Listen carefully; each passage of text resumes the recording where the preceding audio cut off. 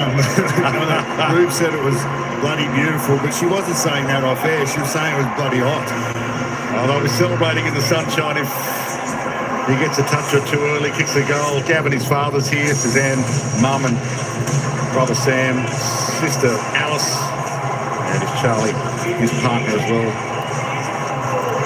He's here, and there's Michael Voss. 4th season as Carlton coach, 9th, 3rd and 8th. Higher expectations than I think most people had for maybe the Eagles and Andrew McWalter in his 5th game as West Coast Eagles coach. So yeah, it's going to be an interesting battle in the coach's box. So totally different expectations coming into this year. You know, West Coast 0-4 is very different to Carlton 0-4, but yeah, there's still 4 points on the line here. We've had some marquee matchups throughout Gather Round. But these two teams would have had this circle. This is one that they really want to make their mark. West Coast to start the game well and stay in the contest for a while. Carlton to assert their dominance. Harry Mackay back for the Blues, and he's straight into the goal square at full forward. Big crowd in here at the Adelaide Oval, neutral venue for these two winless teams. And in some way, it feels like an elimination final. Always tough to play finals from a 0-5 start for the season. Baker went in hard. Reid taken down of the Harley variety. Claims he was held, but he didn't have it. Harley Reid started at half-back, as we saw last week. He's on Jesse Motlop. So if Jesse wants to go and try and find the ball, I reckon Harley Reid will be dropping off. Williams and DeConing combined. Hewitt gave it to Walsh around his body. His Harley Reid couldn't quite trap it. Fell to Cottrell. Scrambles it forward, and Harry goes up. Can't quite mark it. Blues fans went up with him. That would be some sort of start in his welcome back game, but he couldn't trickle it through. But it's nice to get your hands on the ball.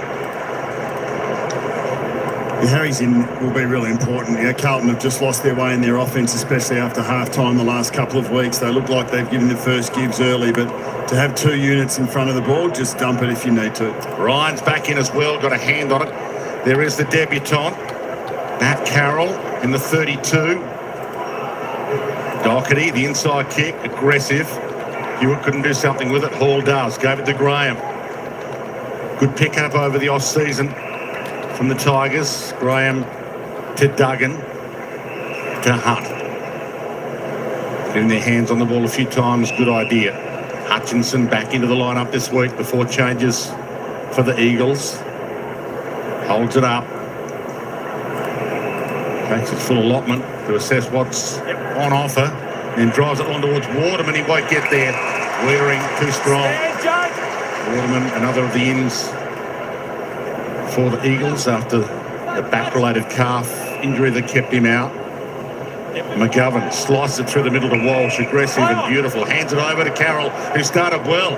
Nice sidestep, and the delivery just as good. White hands it off. Motlop. Hearted down. Caught. Hutchinson got him and got him cold. So they're a side that have been able to generate inside 50s, but they just haven't been quite efficient. I think early in the game, it's an opportunity to take, as you said, Bucks, take Harry Mackay in the contest one-on-one deep inside forward 50. Graham grips the Waterman. Nice movement. Tight rope the boundary.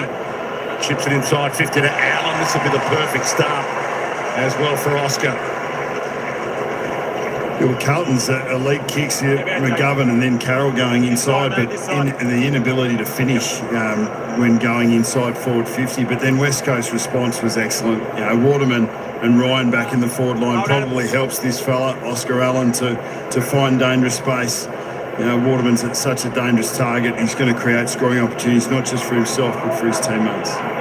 Spent the week, last week in the doghouse after the meeting with Sam Mitchell, but if their co-captain can continue to take marks and kicks goals, the West Coast Eagles will be more than happy with that.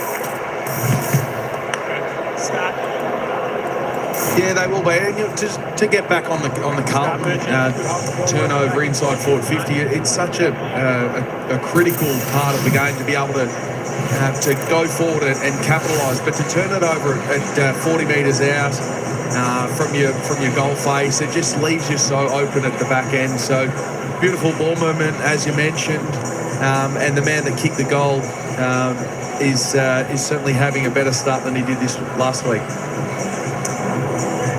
Yeah, I think it's so important for Oscar Allen to jump into this week. His form hasn't been great, and for all the commentary around the last couple of weeks, what he's going to do with his future. It's just so important for him to put in a really strong contested effort for himself and his team today.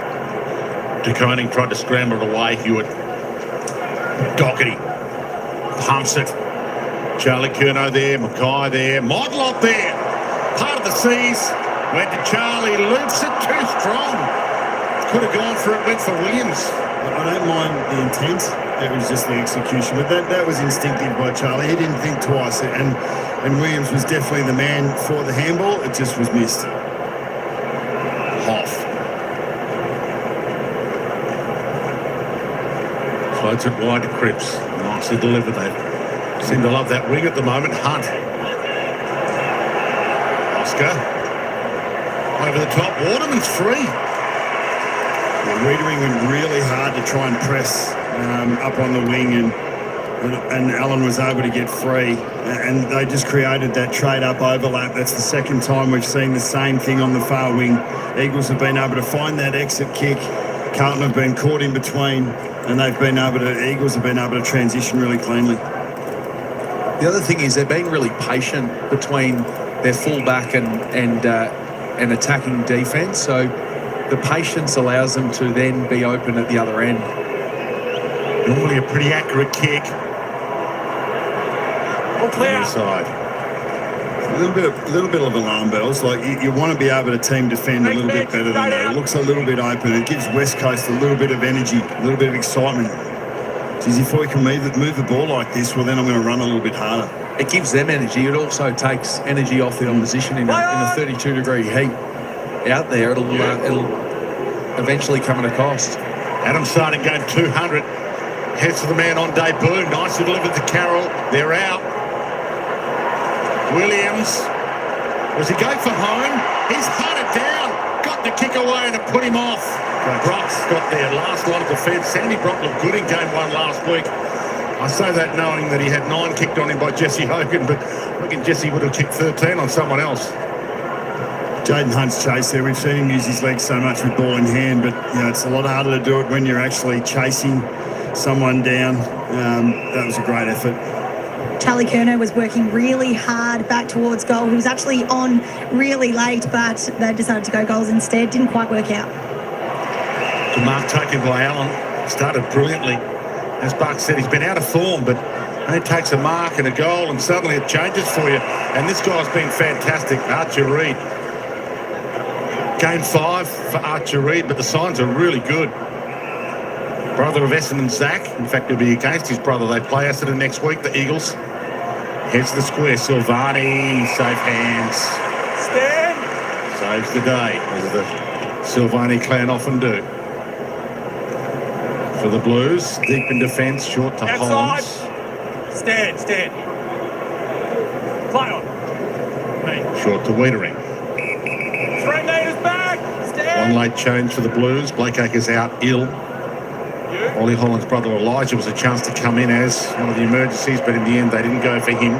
Walsh, Sard, drives it long. Curnow's in a good spot. With ease, he ran into that. It floated onto his chest like a butterfly. Beautiful position to the correct side of the leading forward. Game 200 for Adam Sard, 48 for the Gold Coast, 61 for Essendon. Originally a rookie draft pick for the Gold Coast. Traded to Essendon for pick 35, then Essendon traded him to Carlton for pick 10, which they used for Zach Reid, strangely enough.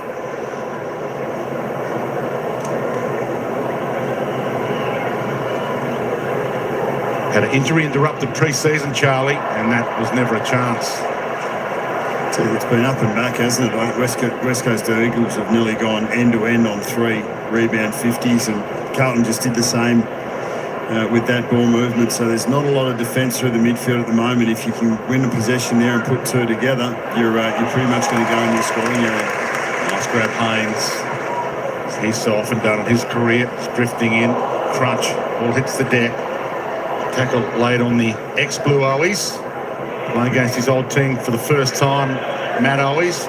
Allen competes with Wiedering. Ryan back into the line-up and a little push-off. And he is flying, Ryan. Off he goes. Heads towards full forward. Can Waterman get there? Bouncing ball. Waterman's got 2 to beat. Ryan comes in. He crumbed his own ball.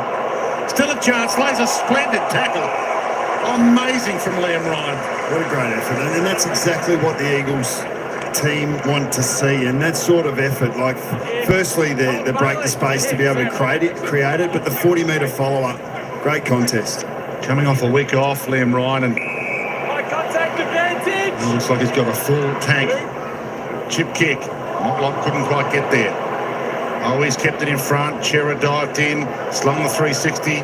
Always gets it back, gave it to Allen. Did he duck into that, or is it ball? Umpire said it's high. I think he saw Cripps coming. He definitely sort of curled into a ball a little, whether it was high or not, but the umpire didn't give him the benefit of the doubt, Paddy Cripps. Chips it short to Waterman. Almost overcooked it. Sard about to pounce. Haynes. Down the line, Kemp flies in, and Cripps marked a lot of them.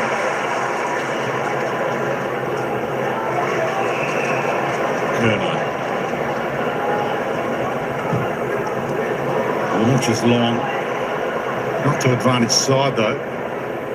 And the umpire says that was out. I think Hoff was kind of content either way. If the umpire let him go, he would have gone. But out of bounds wasn't such a bad thing. Just seeing a little bit of evidence of Carlton losing composure in the front, just trying to force it a little bit.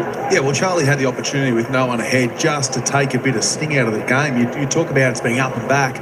That's a perfect time to be able to hold the footy, let the formation catch up, kick your mark your way back down forward, catch a breath, get your composure. Short throw in there, confused both rucks. They were too far back. Big pack around there, Stacconing, Williams. Oh, he's fighting hard in there. Hewitt going nowhere.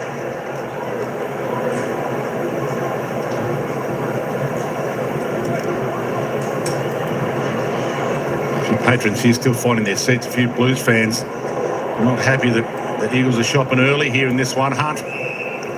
And this is fine from Carlton here. There had been, in the first few games of the year, really well set defensively. So this just gives them an opportunity to set up behind the ball, get McGovern, get Haynes in the spot that they want to. Williams to Hunt. He waited until he was slung around in Baker's direction. Good fight for it, Hewitt. Great tackle, Ginby. West Coast Eagles fans, what a ball. Walsh gave it up. Pass instead of a shot from Cottrell, and that'll do. Camp over the top. That's what Charlie meant to do earlier.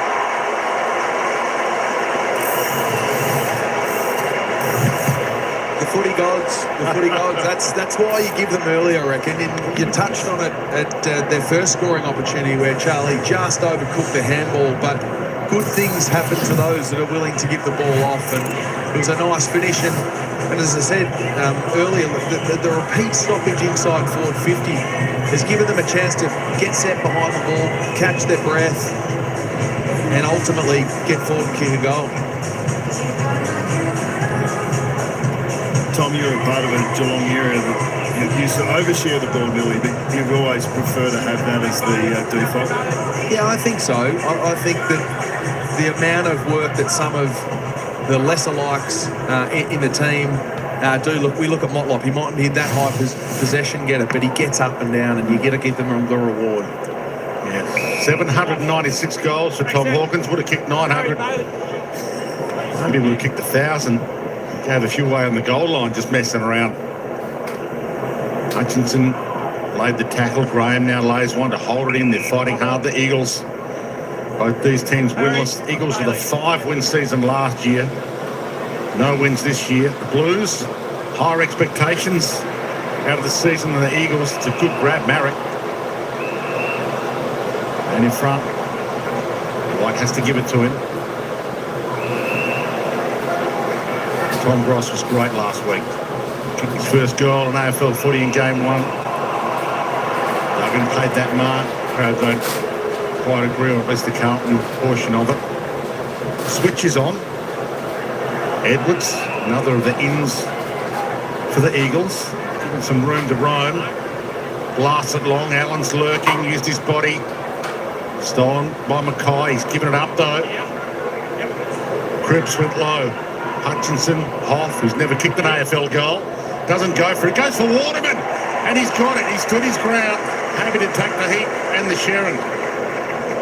It took a bit of ticker. The ball was just floating around in the air. It looked like it was going to drop into his breadbasket, and then carried a little bit further. He had to take a step back into the oncoming traffic, but this is what Jake Waterman's done since really taking that step up in this role. He's a very good aerialist, beyond his size and stature, to be honest, and a great finisher. Yeah, he is. And 10 seconds before that, he was involved in a contest where he probably was out-positioned by Wiedering, was just able to get a hand in to bring it forward to ground to give them a repeat look at 50. Couple of skip steps from directly out. He made the goal umpire dance to behind. The big raps of his accuracy. How long does a Moz last? So that was for 5 seconds, 10 seconds? Again, that was early enough, wasn't it? Tom Hawkins with 800 goals got a bigger Moz than most people, probably. Tom and Dunstall. Yeah, 2 shots on goal would normally be 2 goals for Jake Waterman, but 2 points from his work today already. Well, here's the corridor. Obviously, Carlton, not quite the mark for Edwards. Cottrell on the flyby. Durden heads to attacking 50, just over the head of a couple. White taken to the line by Marek. Now in the back, all in.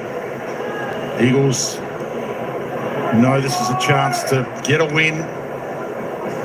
Put a lot of the bad stuff behind them. Blues are on the ropes. 0-4, the same as the Eagles. Huge chance.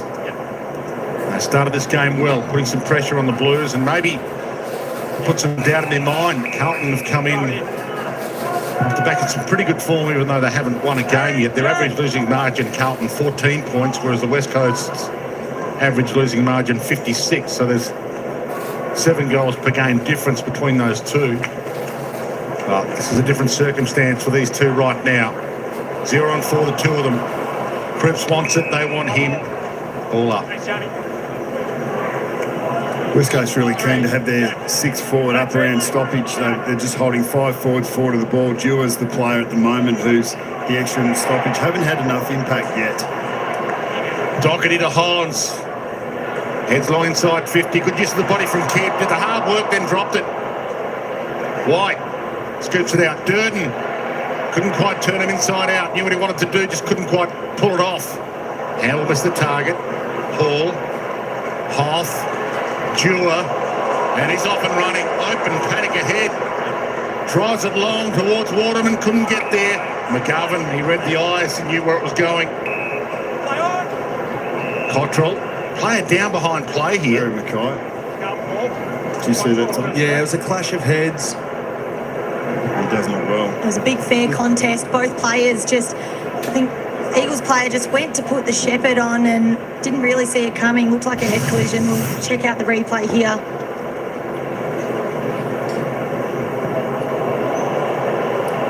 I think it was young Tom Gross. That might have got him, went down and then strung straight back up after, but it's not parry around a bit. Did it look like Ross was trying to position himself for a handball receive somewhere rather than to actually shepherd? It looked like he was trying to position himself for a handball receive and ran straight into Harry Mackay. Yeah, he was trying to shape the contest, wasn't he? But ran straight into it. So 2 different parameters for the MRO there. If you choose to bump or block and you make head-to-head contact, then it's your fault, in essence, in the eyes of the MRO. But if you're just running for position, then that's a different story. You can't. It's difficult to judge intent as well. So that will be an interesting one, given that there was clearly a head clash. Chip kick wide. Haynes. Hewitt into the pocket. Ball read by Jimby.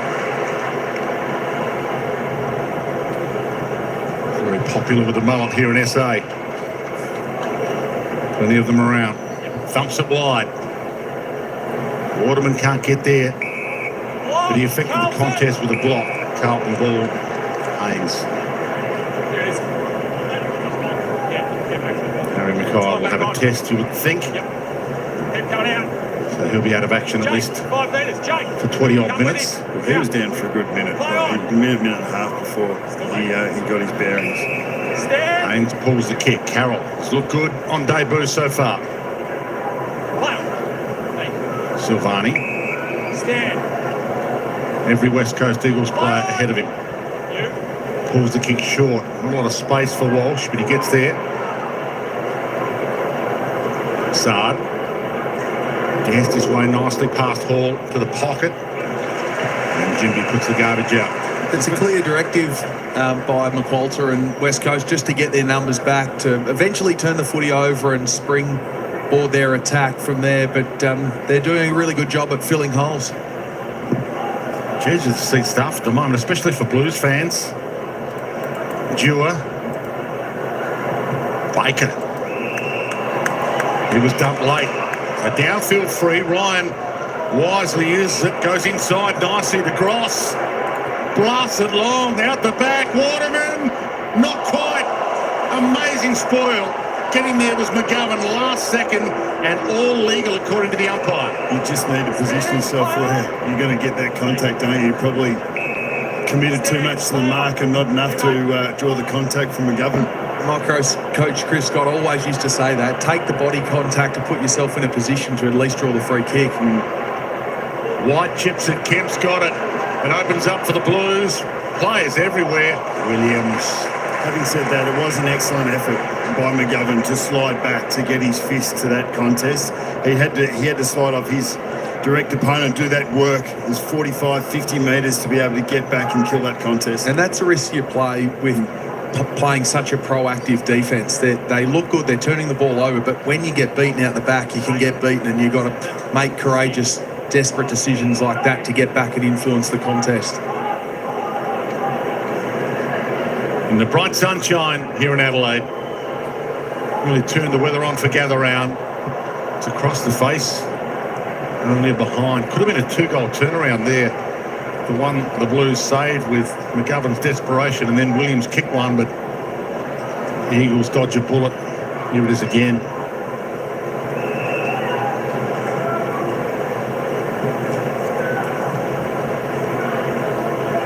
Silvani, good grab. Great positioning. He's been really impressive as a player down back, taken to the role beautifully. Sard, waste no time. White says, let's calm it down, boys.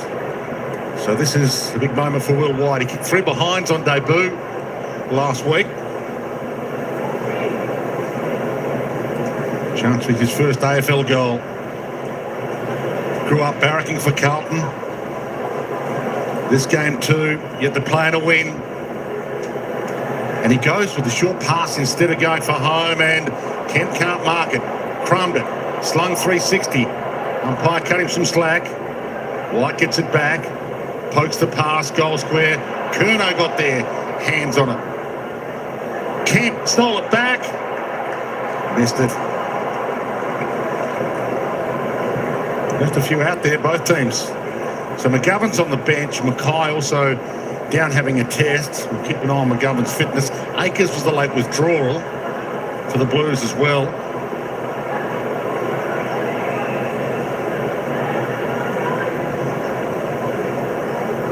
Hoff. Cooper Lord just going for a little run in front of me here as the sub. Thanks, Ruby. Ryan just got some ups. Takes the ball at its highest point, heads to Hunt.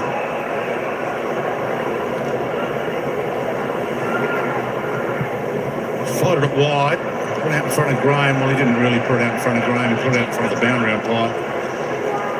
And they were away there if he didn't fall over his feet and just stumble a bit. But they are running in waves, and particularly when they get to that A-mid part of the ground, West Coast, they're really looking forward to attack the forward half and doing it with a bit of class. Declining front spot on Williams, down to Cripps. Perfect palm, and they're out. Hewitt. Walsh out of bounce through the oncoming traffic. Hewitt gets it back for the 1-2-3. Caught, slung. He waited till he was taken around to have a teammate. Kemp, and he finds Durden. All works out in the end. There's not a lot of defence happening through the middle of the field. Carlton are going end to end. 3 of every 4 rebounds, and the Eagles are going end-to-end 1 of every 2. So that's at 3 times and 2 times competition average respectively. So there's a lot of ball movement, a lot of transition, not a lot of defence. Corey Durden back into the team. First game of the season. South Australian from Golden Grove. We have a few family in the grandstand celebrating with him right now.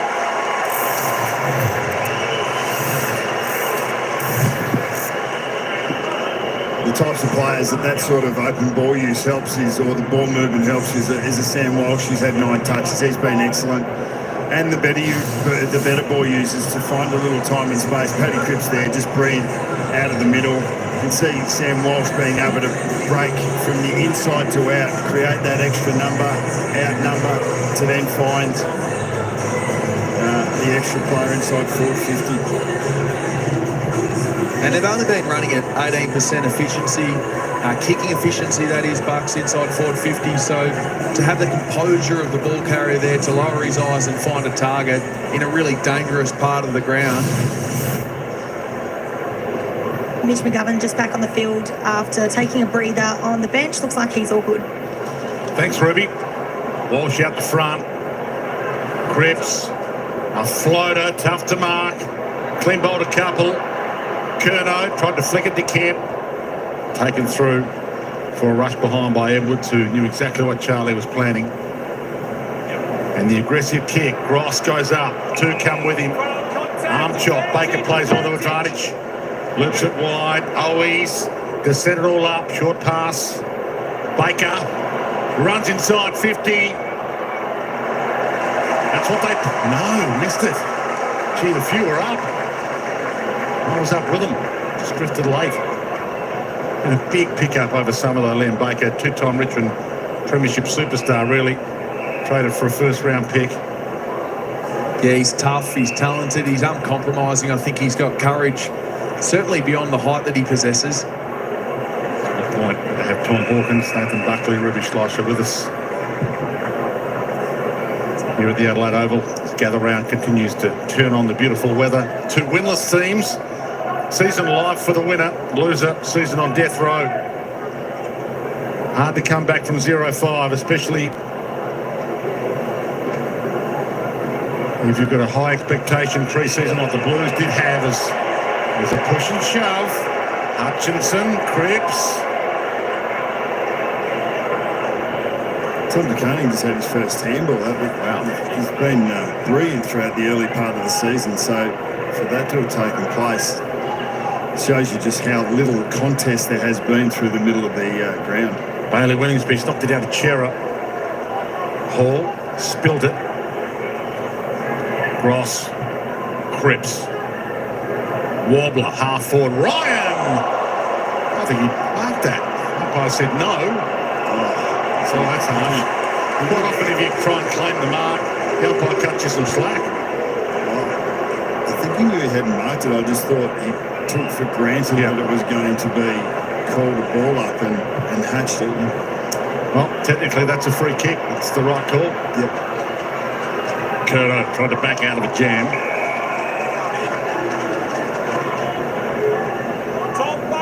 Charlie Curnow, 2-time Coleman medal winner. The last 2 games against the West Coast, 9 goals and 10 goals. And Tom DeConing having an outstanding season, as Buck said. Cripps got it from Chera. Drives inside 50, out the back. Durden's about to pounce again. Open goal.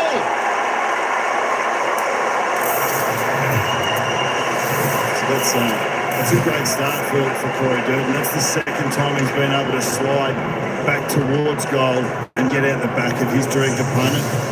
Liam Duggan, who's played high back or midfield in the last sort of 3 or 4 years, you don't often see him caught on the last line, and whether that's a tactical decision from Carlton, but he looked all at sea then and he was turned quite easily. Yeah, it's an interesting position to be able to put Durden, particularly when you've got Charlie Curnow with his record that he's had against this side. and maybe not so much his form at the moment, but with Harry off, Charlie seems to be that one down the line closer to the boundary, giving Durden the deepest opportunity, and even now we see him go down to start out of the square, so it's an interesting watch, that one. Nerves settler for the Blues, approaching quarter time as well. And they've got a chance at the dying seconds. Walsh thumps it. Curnow from 4 deep. Motlop gathered as he gathered. Reed bangs it away in hope. Holland's about to send it back as the seconds tick. Hands it aside. Thumps it. Goal square. 2 Blues getting each other's way. That wasn't the plan. Hall wide. And bounces in front of Ryan, who keeps it alive. No, he doesn't. West Coast are absolutely committed to getting an extra number in around the ball that has helped them with that transition. It means that Carlton have got the +1 defender out the back, which has just helped them defend their back 50. 3 goals, 3 from stoppage, the Blues. So their one wood and their best footy is coming to light. Maybe a mark from this. They've got a late scoring chance. Wide ball, Motlop. Siren beats him. He had a crack anyway, as you would. Quarter time. Sunbathed Adelaide Oval could not get better conditions for a critical clash. The Blues and the Eagles looking for their first victory of 2025, and the Blues were hot late. Great to have your company on Super Saturday.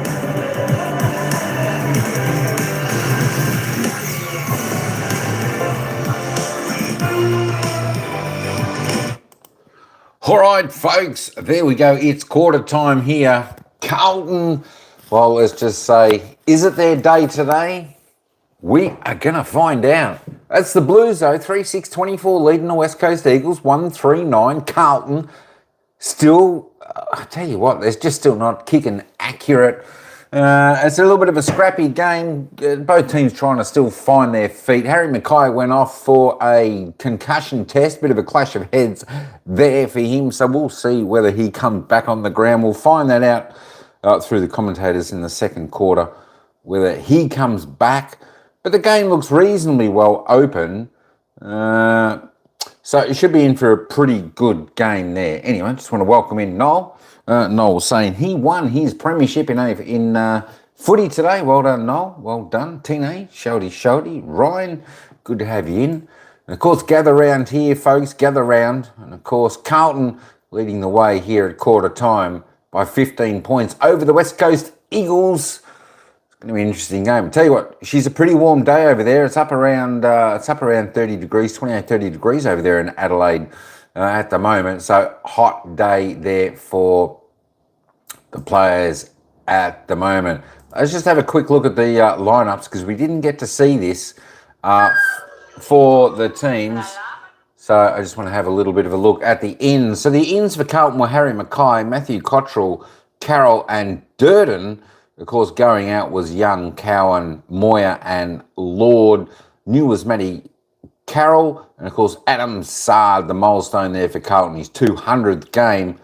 Well done to Sard, and they go whoo when he kicks the ball. Matthew Carroll, his debut game there for Carlton. Of course, for the West Coast Eagles, Harry Edwards comes in. Jake Waterman, the mullet man, back in for the West Coast Eagles. Liam Ryan, who's done a few good things there so far in the first quarter for the Eagles, is back in, and Hutchinson going out. Brockman, Long, Cole, and of course Tim Kelly, one of their gun mids. He's done absolutely zero, so he had to be taught. He needed to be dropped. Let me just reload this quickly while they're still on a break there. Let's have a look at the goal scorers so far for the game. Corey Durden is the only multiple goal scorer there for the Blue Baggers. He's got 2. Charlie Curnow with 1, and of course the only goal scorer there for the West Coast Eagles is Oscar Allen, just with a single. Just have a look at the possession getters. Who's got all the disposals? Well, Sam Walsh. He's had a good opening quarter there for the Blues. 4 kicks, 9 handballs, 13 disposals in total, 4 clearances. He's going all right. Everyone else under single figures. Brody Kemp, George Hewitt next best with 8 for the Blues. Ryan Marrick there leads the way for the West Coast Eagles on 7. All kicks, 7 disposals, 7 kicks. There we go. Paddy Cripps. Well, Paddy wasn't really in it too much that quarter. The superstar Carlton player, just the 6 disposals. 3 and 3. Jack Silvani holding up well down back there for the Blues with 5 as well. Harley Reid, I saw him start down back, so that's all right. Get him a little bit of into the play, a little bit of ball. Get him thinking about other things apart from fighting the opposition. He's had his 4 touches so far, 3 kicks and a handball, so that's all pretty good. As I said, Harry Mackay with the 4 touches, 1 behind, went off with a concussion test, so we'll find out not too far away when the commentators get back. I think he had to have been off the ground for about 20 minutes, so he went off with about 7 minutes left of playing that opening quarter. We'll see what happens with him. Nonetheless, Blues still look pretty good there even without him. All right, there are some of your stats as we just roll on down there. Jacob Wiedering, just the 2 touches there for the Blues, 2 handballs and a couple of marks and a clearance from him as well. Tom De Koning, well, TDK, there you go, 1 disposal, 1 handball, a tackle, 5 hit-outs. He's got to do a little bit more than that for the Blues. Look, folks, we would expect Carlton to get up in this game. But this is a game of ebbs and flows so far in this match. West Coast is certainly not out of it. It's only quarter time. We know what Carlton do. Carlton are not too bad in the first opening 2 quarters, but then they fade in the second half. Let's see how they go in the second quarter. We're just under 2 minutes away before the bounce of the ball, but we'll take you back down to the ground. Commentators are back and then they'll lead us into the second quarter, whereas the Blues by 15 points. Lines and be an extra number at contests as much as you can, but there you go. He's had 4 clearances. Carlton have had 11 clearances to 3 in the first quarter. The contested ball is 34-17, so anything at the contest at the moment, Carlton are absolutely controlling, despite the fact that West Coast have put that extra number, the 6 forward, in around the stoppage, but they just haven't got anything from it. So Harry Mackay came off with a head knock. He has been given a check. We'll head down to Ruby very shortly, but here's the collision. Whether it was a shepherd or 2 players running to try and create position.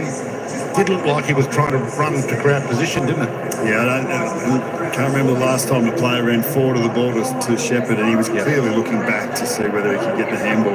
Let's get an update downstairs with Ruby Schleicher. So Harry Mackay just made his way across the field. He is done for the day. He has been subbed out. Cooper Lord, his replacement, was just having a chat with Ashley Hansen on the bench. So he comes into the game. Harry Mackay, all done, walking across the field into the main change rooms, as you can see there.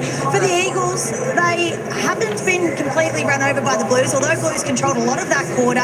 There were some good plays. The movement from the back half that eventuated in scores for the Eagles looked really solid. I just want to look through this vision here, which it was the first goal of the game. It was their composed ball movement out of the back half. I know, Tom, you touched on it. Their ability to fight for the outside, not blaze away and play into the Blues defenders that like to create that spare behind the footy with that drop-off. Here, it's Mitch McGovern just caught out of position. He was forced to make the decision less than 2 minutes later, almost the exact same play. They fight for the outside. They continue to go boundary. They don't force anything, find the spare man. As I said, less than 2 minutes later, Jake Waterman almost in the exact same spot, getting a shot on goal. This one he missed, but the composure out of back half is faring really well for the Eagles. Yeah, well described, Ruby. So Cooper Lord, who wasn't initially going to play in this game at all. So he was in last week, then he was dropped, so he was out, and then Blake Acres was a late withdrawal for this, so he comes in as the sub, and now he's on because Harry Mackay, who's had some bad luck in recent times, has had a health battle that he was coming back from this week, but now he's got an issue with that head knock.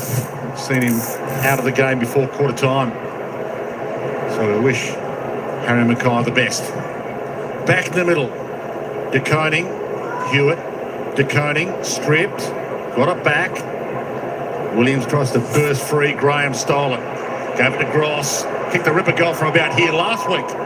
Doesn't go for home. Wiedering pokes it wide, found Williams. A few more games, and I think Ross will take another bounce and have a shot on goal.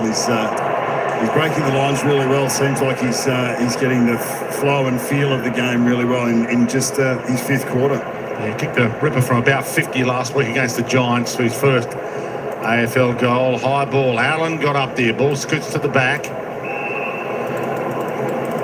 And it's a Blues free.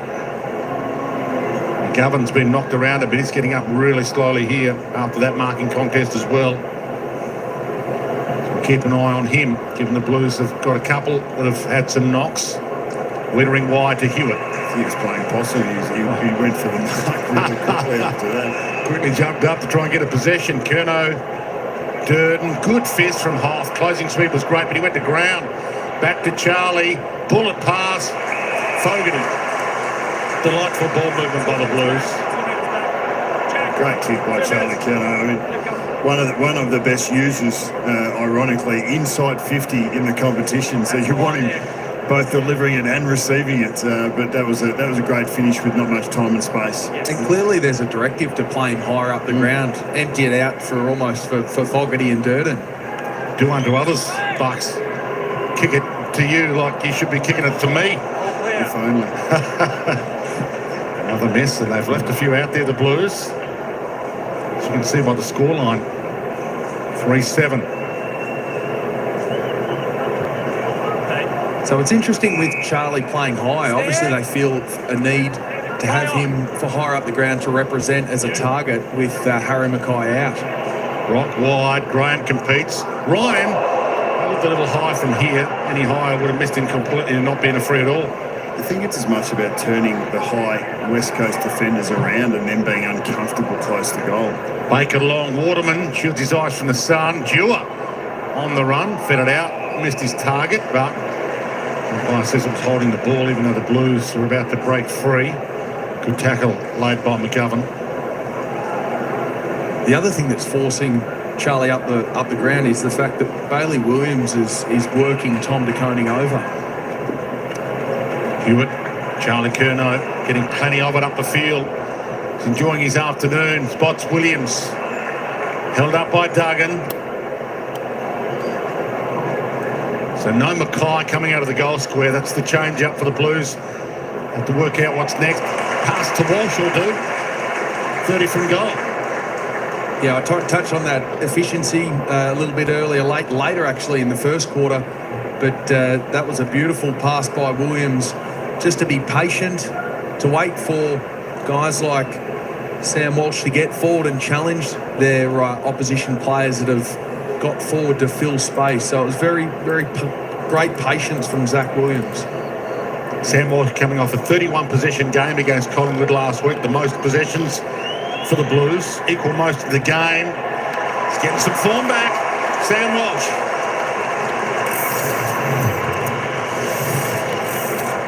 Yeah, he started this game brilliantly, Sam Walsh. It always helps to get on the scoreboard just to take what is already a strong start and elevate it even further.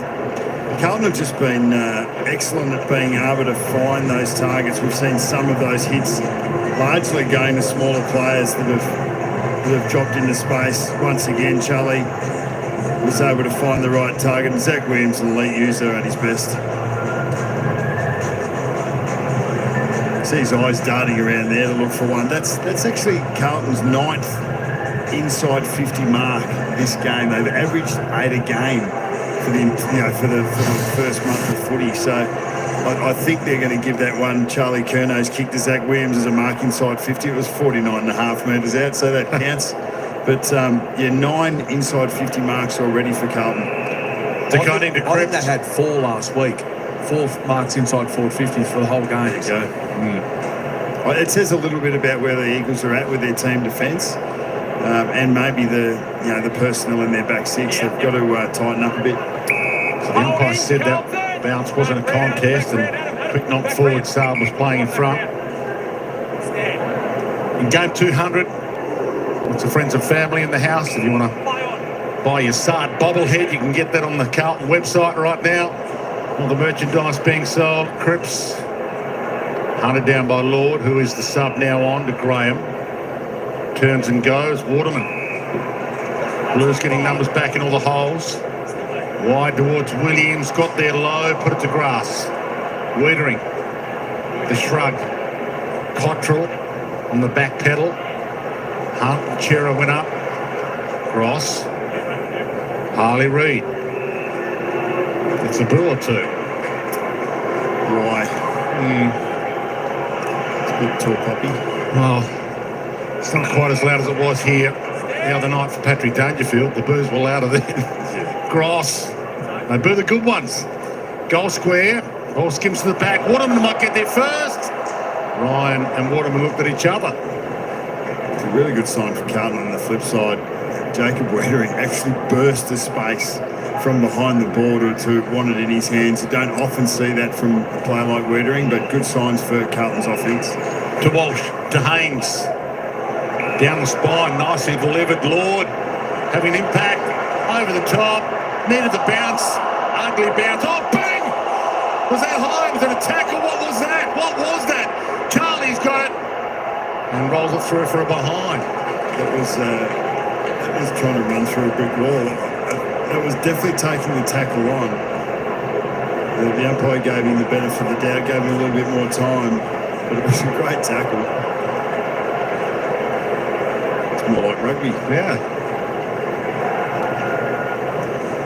Down the spine again, the Eagles. They're aggressive. And it might work.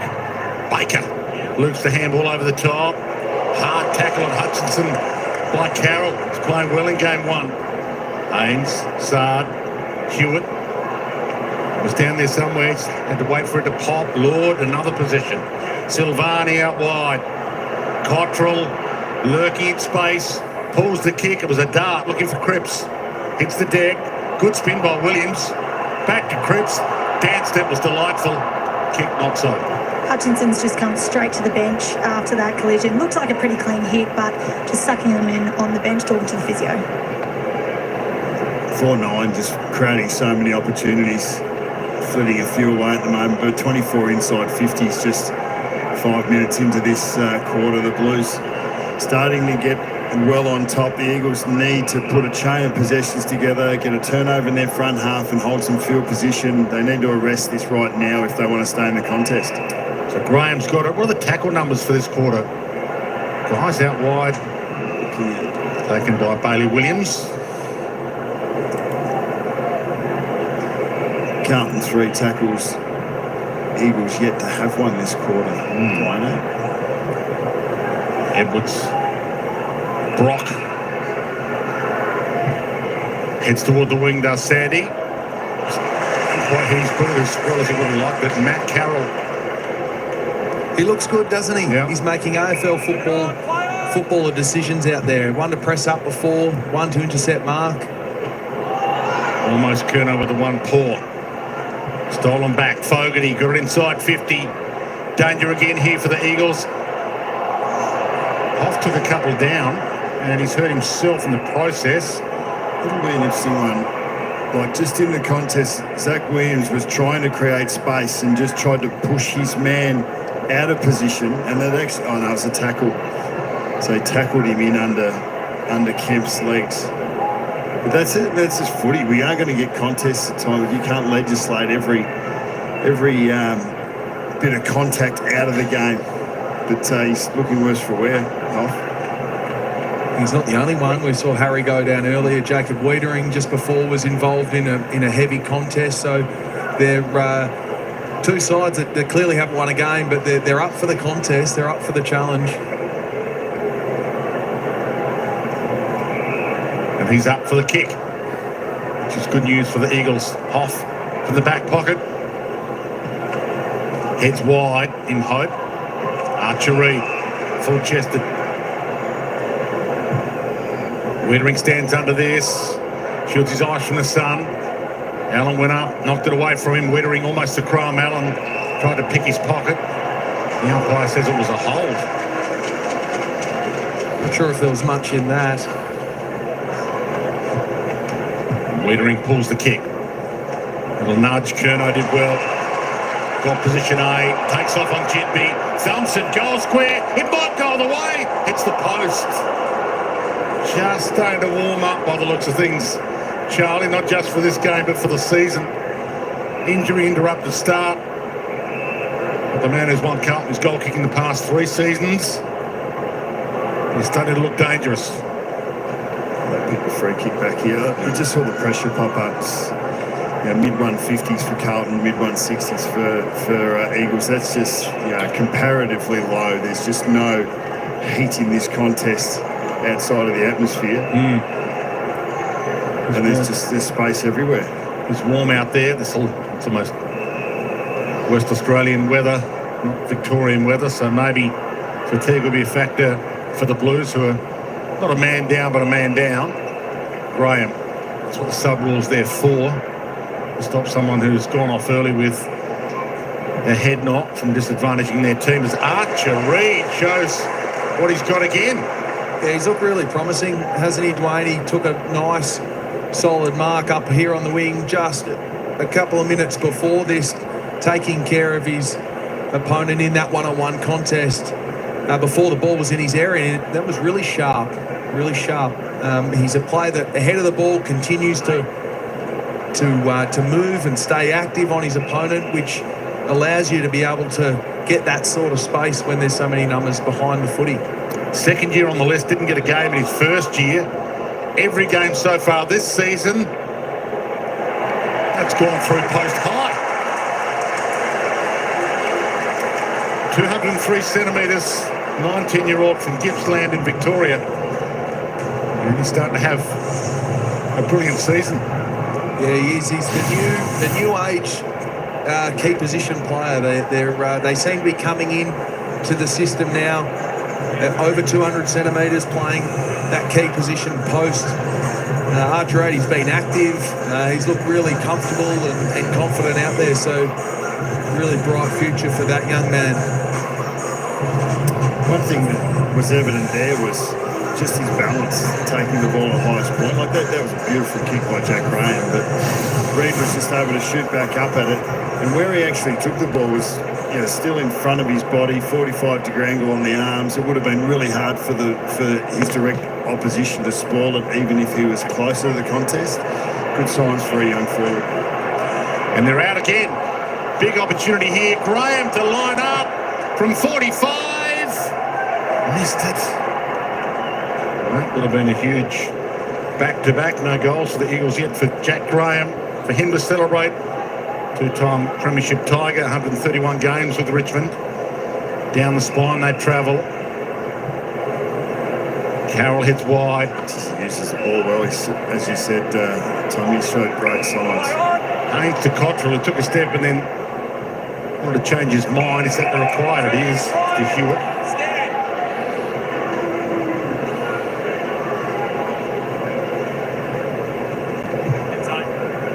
Launches in the Charlie direction. Got hands on it, couldn't mark it. Lord spun into rather than out of a jam. Reduced to the body by Walsh. Brock lays the tackle. Pre-season rookie signing, was on the Suns list a couple of years without getting an AFL game. Sandy Brock. It's his chance this year with the Eagles, so a big opportunity for him to hold down that fullback position. There's a hold. Carlton's free. Nick Haynes. Another that's changed clubs over the off-season. A few of the Eagles, as we've mentioned, Haynes holding down that half-back role as well for the Blues. Goes long. Reid just stumps it back out, but the wall's been set up by the Blues. Weitering's in the wall. Allen jumps under it. Little knock-on was clever until the ball didn't bounce, unfortunately for Jack Graham. Allen. Cripps. Fed back onto it and blasted. It's a 1-on-2. Eagles at the one. Waterman might still beat them both. Just didn't sit for him. Chera. Silvani. Hollands. The cavalry arrives for the Blues, and that's just the required 14.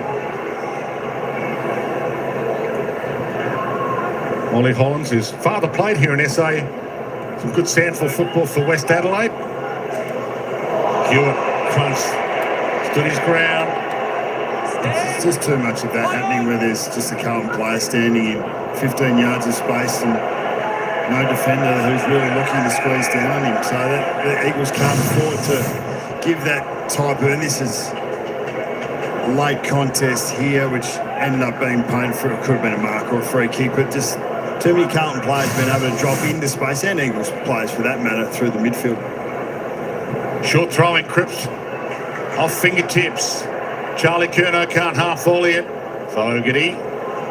Ginby tackled him hard but cautiously. Couldn't sling him into the deck.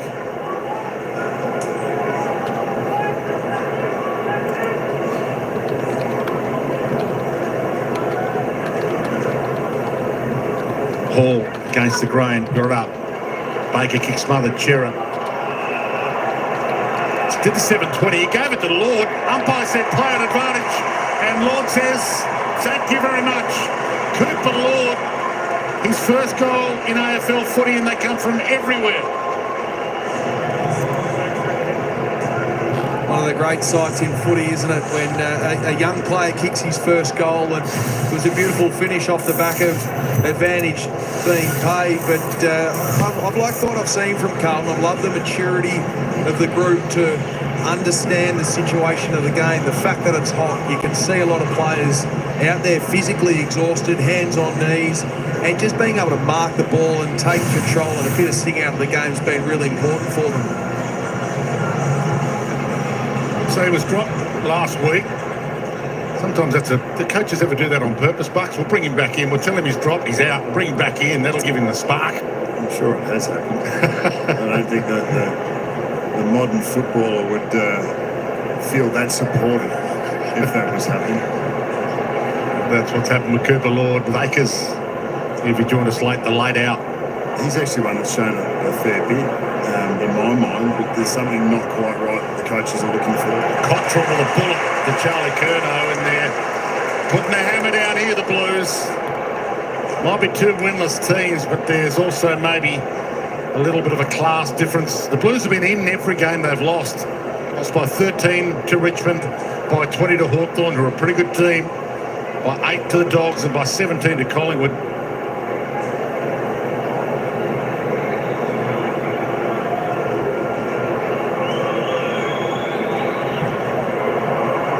Charlie hasn't got his kicking boot on at the moment. In fact, he's got different boots on to the ones that he warmed up in. He warmed up in a different pair, came out and played in the black boots.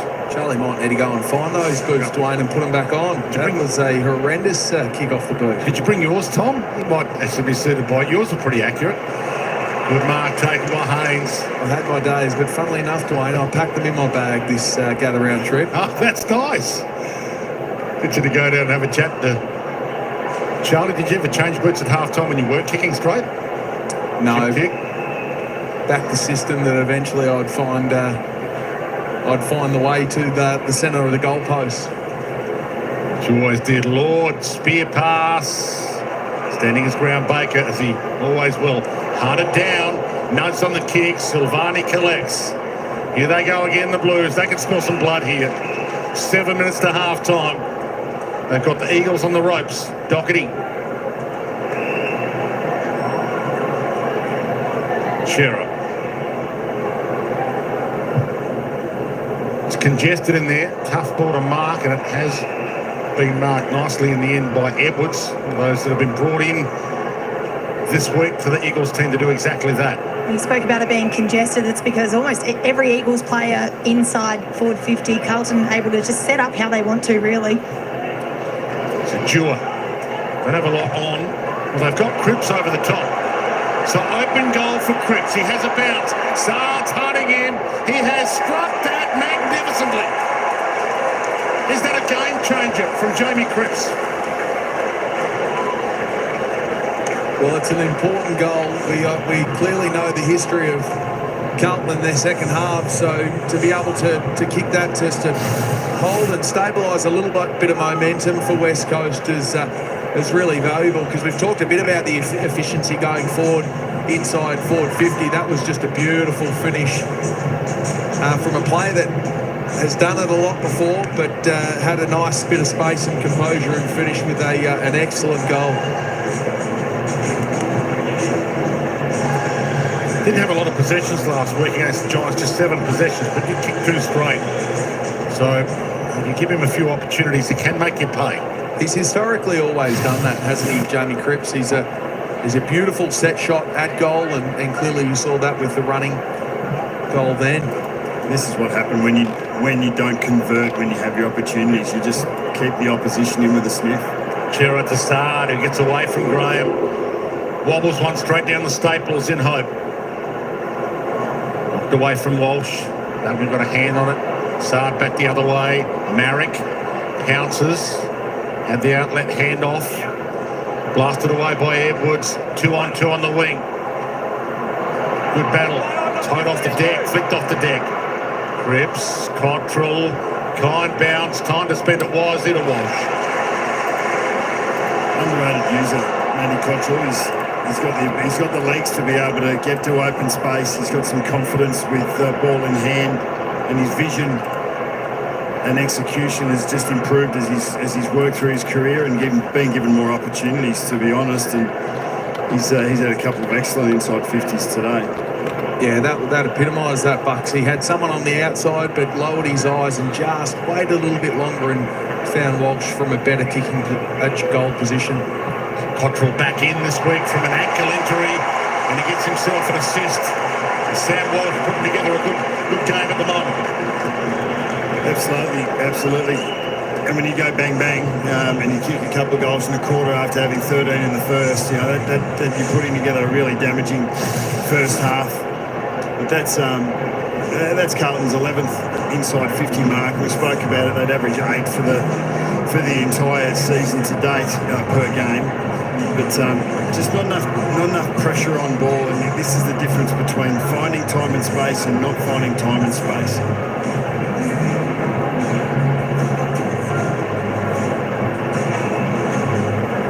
That was never missing, was it? He was really confident.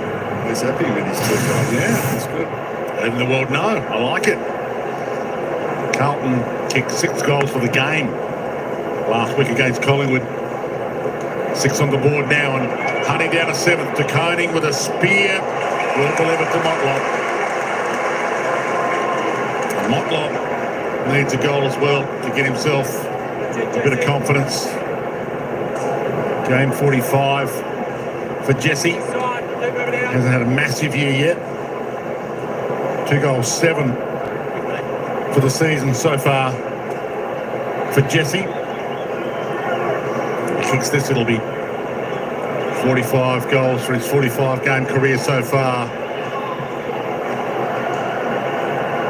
Doesn't come back enough. A bit of SA footy stock as well. Son of Daniel, 47 games for North, 83 for Port.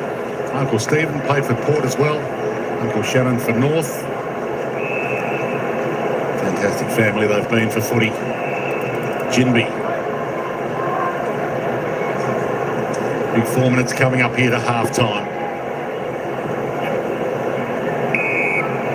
Dewar. Back to Jinby. Motlop gives him a little nudge to the side. Wiedering just put enough off the delivery for Wiedering to be in the right spot. Motlop set under that, and Jinby was a touch late, and the umpire didn't like it. Very physical player. He's not going to step around it. He's a straight line player, which gets him in some great situations and gets him into some compromising situations. Sard turns and goes. Carroll, he turns and goes a bit wide for Doherty. It's his first errant disposal. Yeah.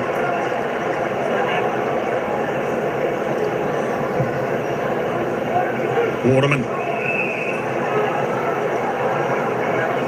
Blues have wasted a couple of chances. Can the Eagles get one to make them regret it? High, too late, way too wide. Just on Carroll, he's the type of player that looks like he can make the decision as he's doing his ball Yes. play. He can adjust. I think Matty Suckling was one of the most recent players that was able to do that, change his decision. Jeremy Cameron does it a little bit as well. Both their footers. I think Ryan Myers changed his mind as it's hitting his boot. Correct. Cottrell. Hollins. Just depends where where Hawk was. That's right. Loudest voice. Sard's got some room to move here. Enjoying game 200. Heads out wide to McGovern in a paddock. Curnow about to kick it to where he'd love to be. No Mackay off with a head injury. Heads long. Kemp's under it. De Koning was under it. Cripps was under it as well. Ball in.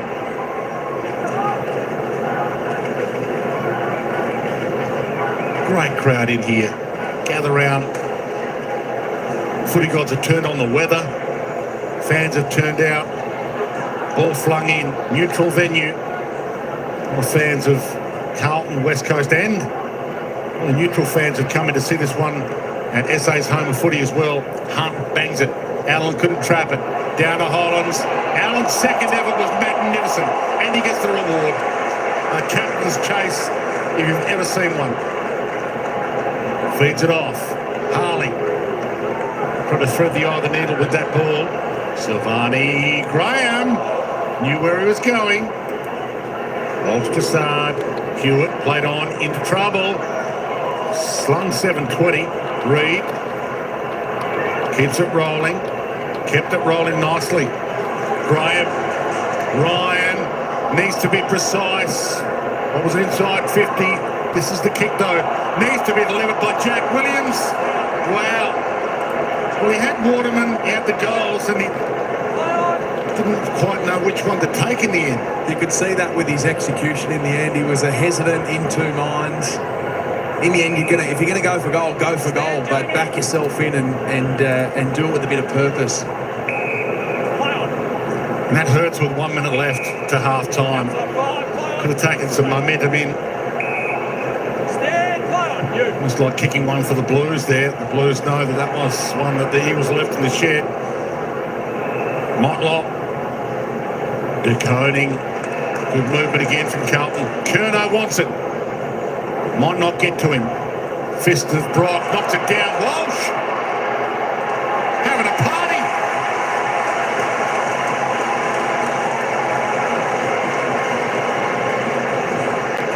Yeah, that's the miss at the other end is even more heightened off the back of that Sam Walsh goal. Charlie Curnow's work in and around that sort of mid-forward position. He's been so crucial. Swapping roles a little bit with Tom De Koning there.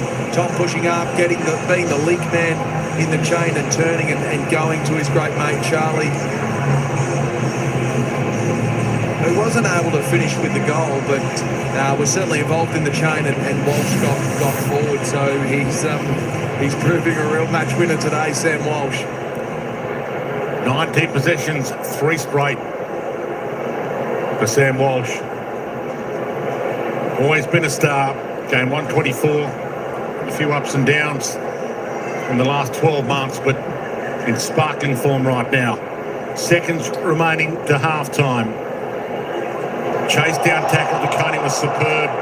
Play on advantage. Hewitt got it from Doherty. Back to Doherty. Back to Hewitt. Cottrell just hurt it.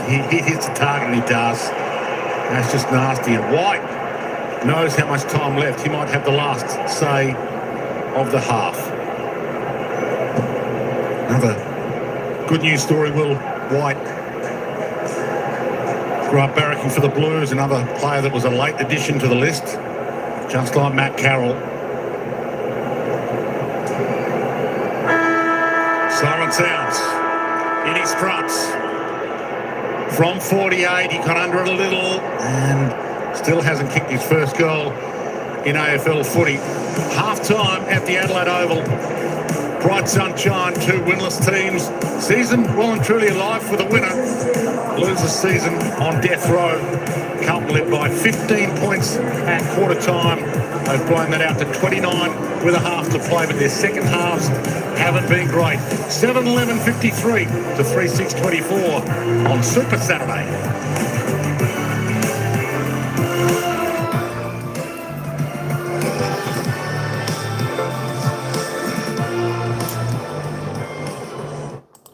All right, folks, half time here at Adelaide Oval, and of course, Carlton in control of this game, but it's only half time. 7-11-53, the Blue Baggers. West Coast Eagles 3-6-24. Blue Baggers putting on 4 goals, 5 in that second term. 2 goals, 3 the Eagles. Plenty of scoring shots, opportunities for Carlton in that quarter. Still a little bit wayward with their boot. Looks like a reasonably good day for kicking. But for some reason, they're going a little bit skew-if. But nonetheless, I think if you're a Carlton supporter, you should be reasonably happy with the way they're going at the moment. I would be. 29 points in front of the West Coast Eagles. Look, it all depends. It all depends on this second half, doesn't it? It depends on the second half. For all the Carlton fans out there at the moment, will Carlton continue? Will Carlton continue on their merry way? Or will they let the Eagles get back into it like Carlton have done so many times this year on their opposing side? We will see. Carlton don't often kick too many in the second half, but I think the way they're going at the moment, I think all will be good. All will be good, and I think Carlton will go on for a good victory here today. Let's hope so for all the Carlton supporters. There we go. Let's go and have a look at the stats now. Just for those doing the AFL fantasy points in that game, 77, Sammy Walsh sits on. George Hewitt up to 69. Charlie Curnow, 56. Sard 54, the rest under that. The goal scorers in today's game, we've got a few more up from quarter time. And of course, Sam Walsh having a cracker there, isn't he? Hey, BOG so far on the ground, 19 disposals. He's kicked 3. And of course, Corey Durden, the other multiple goal scorer there for Carlton with 2. Cooper Lord, Charlie Curnow, of course, both singles there for Carlton.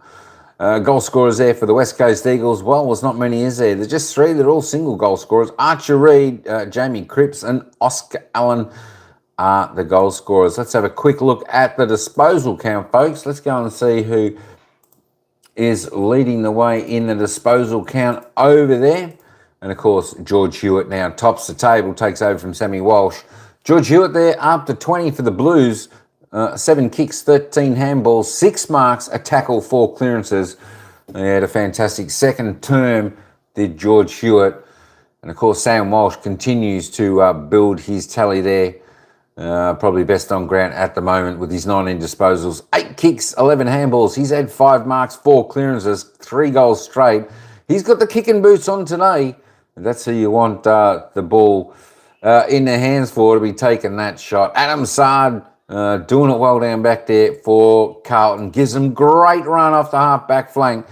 Tell you what, he's a good player. I love the players who have that run off the half back and can just drive the ball forward down into the forward section for Carlton. There we go. Ryan Merrick continues to lead the way there for the West Coast Eagles, topping it with 14 disposals. Have a look at this though, folks. 2, 4, 6, 8, 10, 12, 13, 14.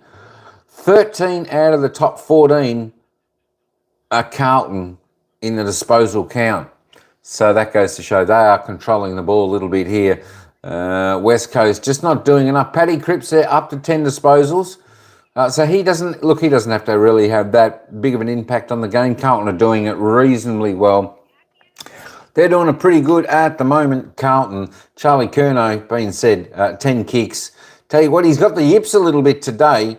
9 kicks he's had for 1 goal, 3. The only goal he scored was when he was about 1.5 meters out from the goal line and impossible to lose. So he's got the yips from a little bit further out. He'll be hoping to straighten his kicking up there. Harley Reid up to 8 now, 6 and 2. Just 1 mark, 1 tackle. A little bit quiet. There we go. Will White on to 7 there for the Blues. And there we go. Jakey Waterman yet to kick a goal for the Eagles. 6 disposals, 5 kicks, 2 behinds. There are your stats for the players. We'll come back to the team stats in just a moment, but we'll just take you back down to the commentators while they're having a chat. They've got game winners all over the ground. Walsh has obviously been important. I've loved the way that Charlie's played up forward. in slightly different role considering Harry's not there. So it's been an impressive, other than being inefficient, quarter for them. And they're really just controlling the footy in all facets of the game. They're plus 25 contested possessions, plus 11 clearances, as you touched on, Bucks. We know how good Tom de Koning is at giving his midfielders first access, and that's exactly what he's doing. You would think maybe Eagles midfielders look to go a little bit more defensive and try and nullify that clearance battle in there, but they're also just dominating possession in general, plus 80 possessions. So not only are they doing it contested, but they're controlling it on the outside and really making the Eagles hurt with that. Bucks' host plus performance of the first half is Sam Walsh. 19 disposals, 2 goals. He's got a bit of criticism for not having much of an impact on games earlier this season, but he's having an impact today. Well, and that was probably justified. I mean, Carlton haven't performed at their best, and Sam Walsh is one of their best players, and probably just hasn't found his best, but he definitely has today. 13 touches in the first quarter. Yeah, that dropped just to the 6 touches in the second quarter, but he kicked 3 goals, Kath, so he's been able to find more impactful and damaging touches, but he's been huge. He's enjoyed the open spaces, and I would suggest that these sort of conditions, the hot conditions, feeds into his elite fitness. He'd be looking forward to the second half to being able to take full toll of his preparation.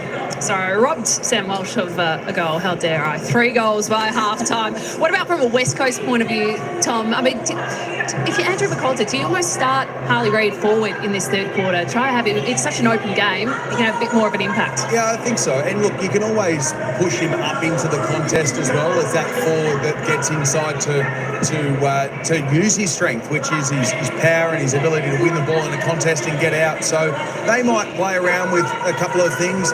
I dare say they'll look into Carlton's record in second halves over the last couple of weeks, but they're going okay. They're in the contest. Blues fans don't want to be reminded of those second half numbers, do they? At the moment, they lead by 29 points. That's a good point you make, Tom Hawkins. We need to head to a break. If you're in Adelaide, head down to Toyota's Charge On Zone at the Footy Festival at Elder Park, where you can check out Toyota's first battery electric vehicle, the BZ4X. Look at that. We're going to preview the Bulldogs v Brisbane next on Super Saturday Live.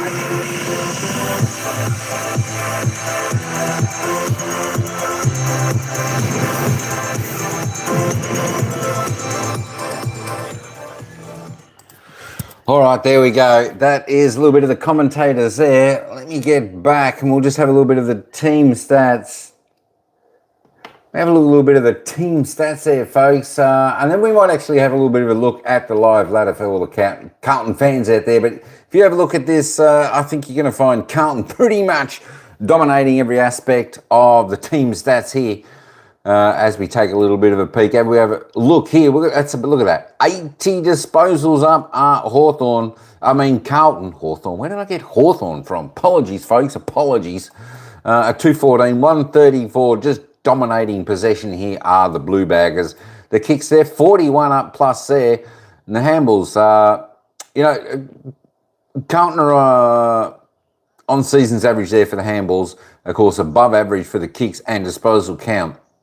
West Coast Eagles just well below. Carlton, as I said, they're controlling this match today. If you have a look at the inside 50s, 38 inside 50s, 18 scoring shots for the Blue Baggers. Of course, for the West Coast Eagles, 19 inside scoring shots for 9 inside 50s. They're just not getting that opportunity, are they? Where Carlton are getting plenty of opportunity. Carlton's average, 54 for an entire game. They're just about on target there. Looks like they're going to topple that at 3/4 time. So if Carlton can continue this, they're going to give themselves every opportunity to go on for victory today. It's going to be very interesting, though, how they handle themselves, how they face the second part of this game today with what we've seen Carlton do. But I think Carlton's going to be a little bit more positive out there today in the second half. I think they're going to go into this second half full of confidence. And I think Carlton's actually going to draw away to a fair-sized win. Disposal efficiency around the ground, that is, let me just say, folks, up until half-time, that's extremely high. 76.6 for the Blues, 84%. That is something you pretty much don't see up until half-time. Disposal inside 50, well, of course, 47-42. They're both just kicking a little bit wayward. There we go. Free kicks, +3 to the home team game, but as I said, they're both away. because this is at, over in Adelaide today. Of course, gather around here, round 5 AFL Premiership season. That's what it's all about, folks. That's what it's all about. Let's have a look at the stoppages now. The hit-outs, the Eagles by 3, but the midfield guns of Carlton taking control of the clearances by 11. Centre clearances 8-2, just dominating there. West Coast Eagles, they're certainly lacking a few in there. Stoppage clearances, Carlton by 5, 10-5 there. Contested possessions, 63-38. Carlton are going a little bit stronger at the ball today at West Coast. Yeah, did they turn up to play? I'm not sure. Sometimes their mind gets switched on. Other times, well, it's just not in the game, is it? Not in the game. Uncontested. There's your Carlton's control, 149-87. There we go, 62 uncontested possessions. We probably should see that in the marking as well. Let's have a look at the marks, and as we just suggested, so folks, in the marking as well, there we go, 31 marks plus to Carlton. Carlton already on their season average, 82 marks they take in a game. Season average, the Blues, they're already on it. Folks, it's only half time. It's only half time.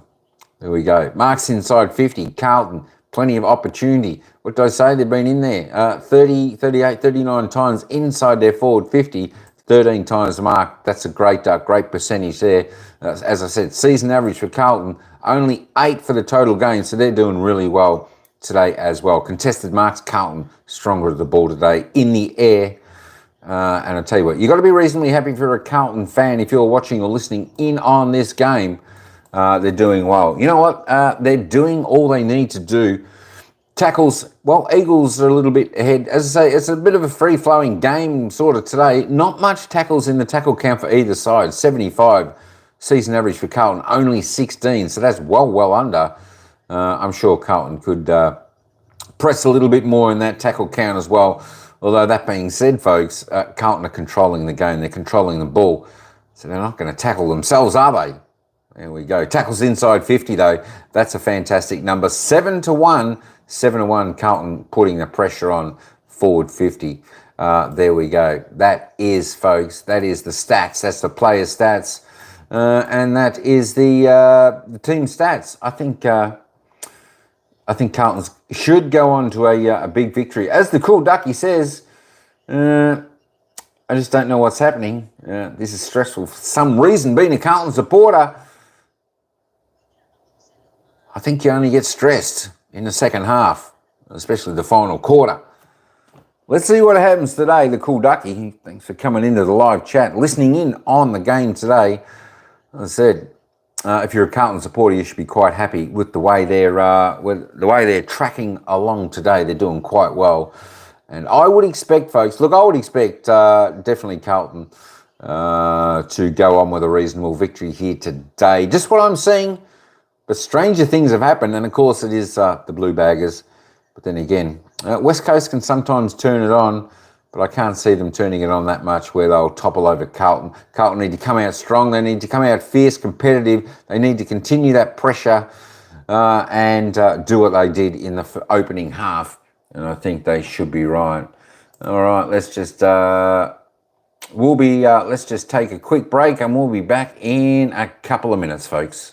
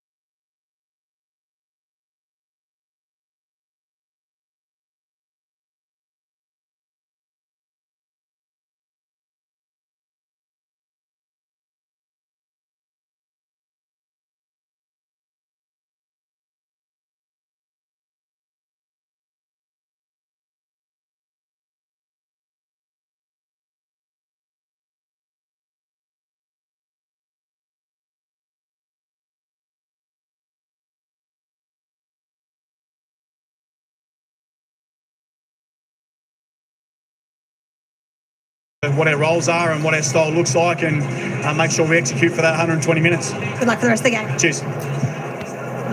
Ruby Schleicher with the Carlton coach downstairs. What did you make of that demeanour? He knows that the second halves haven't been great for the Blues this year.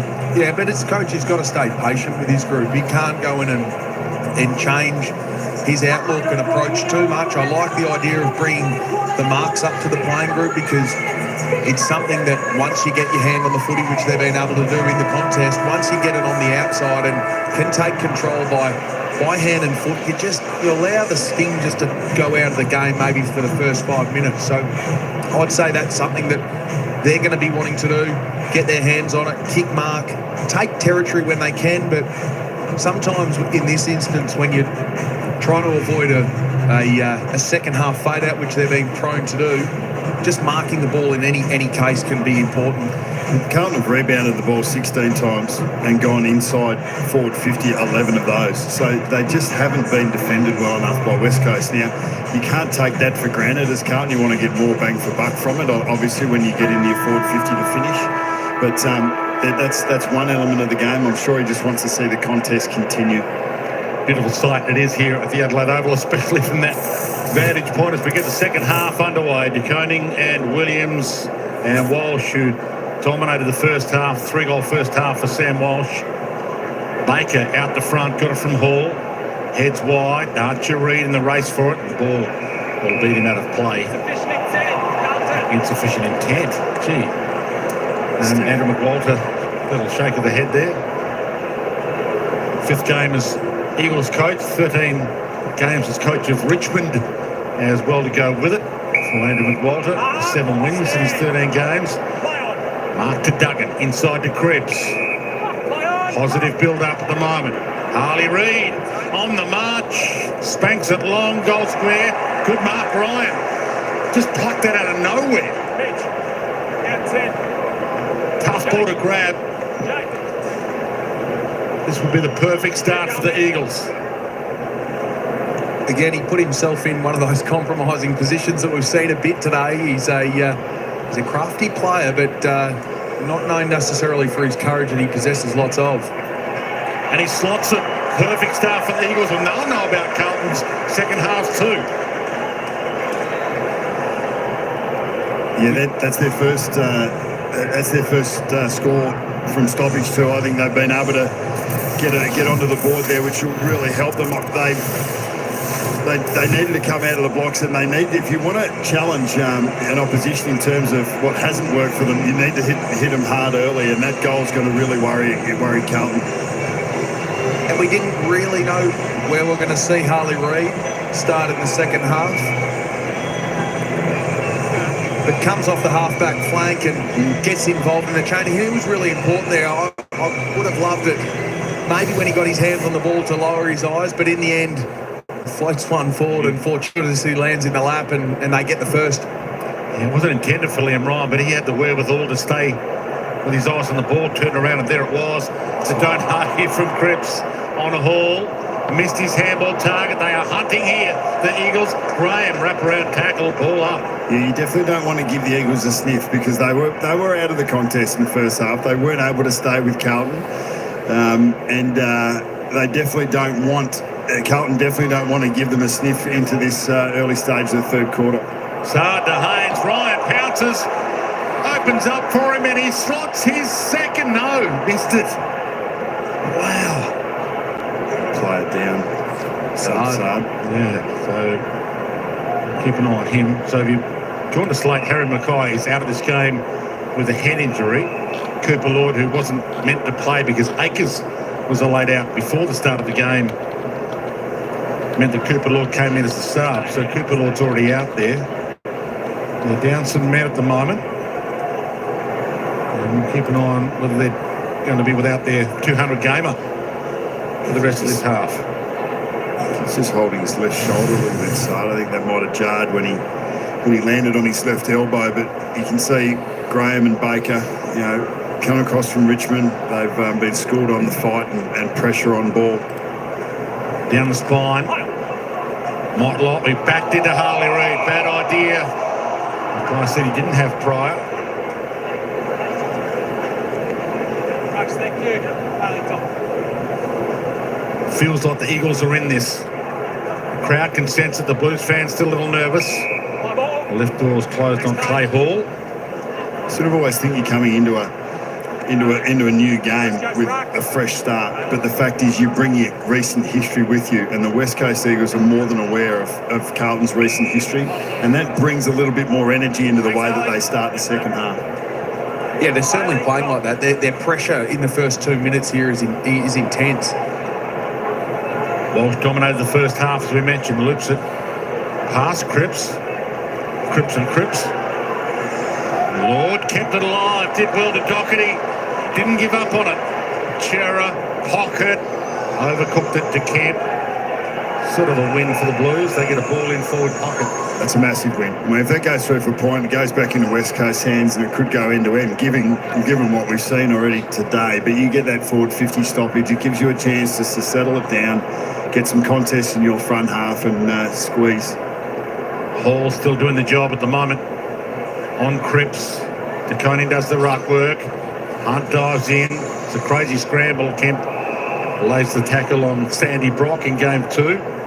Also allows them to set up behind the ball. So Mitch McGovern is playing their loose man in defence, and he's nearly a kick and a half away from the current contest.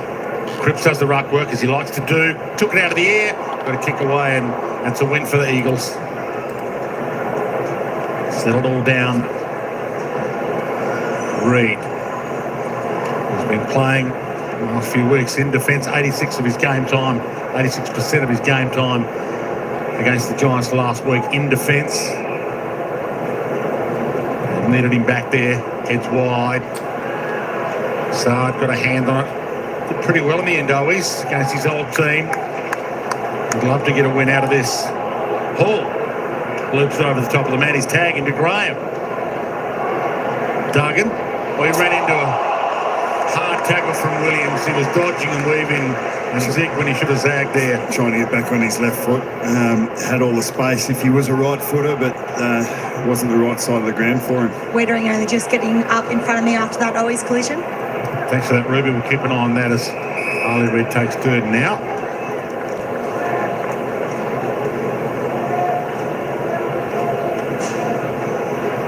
Pressure numbers for this quarter are good. Look, that's so much better than what we saw in the first half, and that's because the Eagles have brought it, and they're matching somewhat the Blues in the contest. Baker to Hunt, to Baker. Found some room where there wasn't a lot. Doherty cuts it off, loops it wide. He knew he had friends. Hewitt pops it. DeConing can't half volley it. Hoff, Williams, Hall, one-on-one on the wing. Skips past them. Haynes playing as the goalkeeper on his own back there. Slips it to Lord. Dropped the lollies, and now he's caught. Umpire cuts in some slacks. His ball up. Really was warm getting our feel for roofs. We only went and spent 2 or 3 minutes down there, but it's nice and warm. So we should expect that this energy won't last for the entire second half. But you want to maximise it while you've got it. Turnover, Durden to make them pay it. It's across the face, and they dodge another bullet. Don't worry about me, Bucks. I'm on my second icy pole, mate.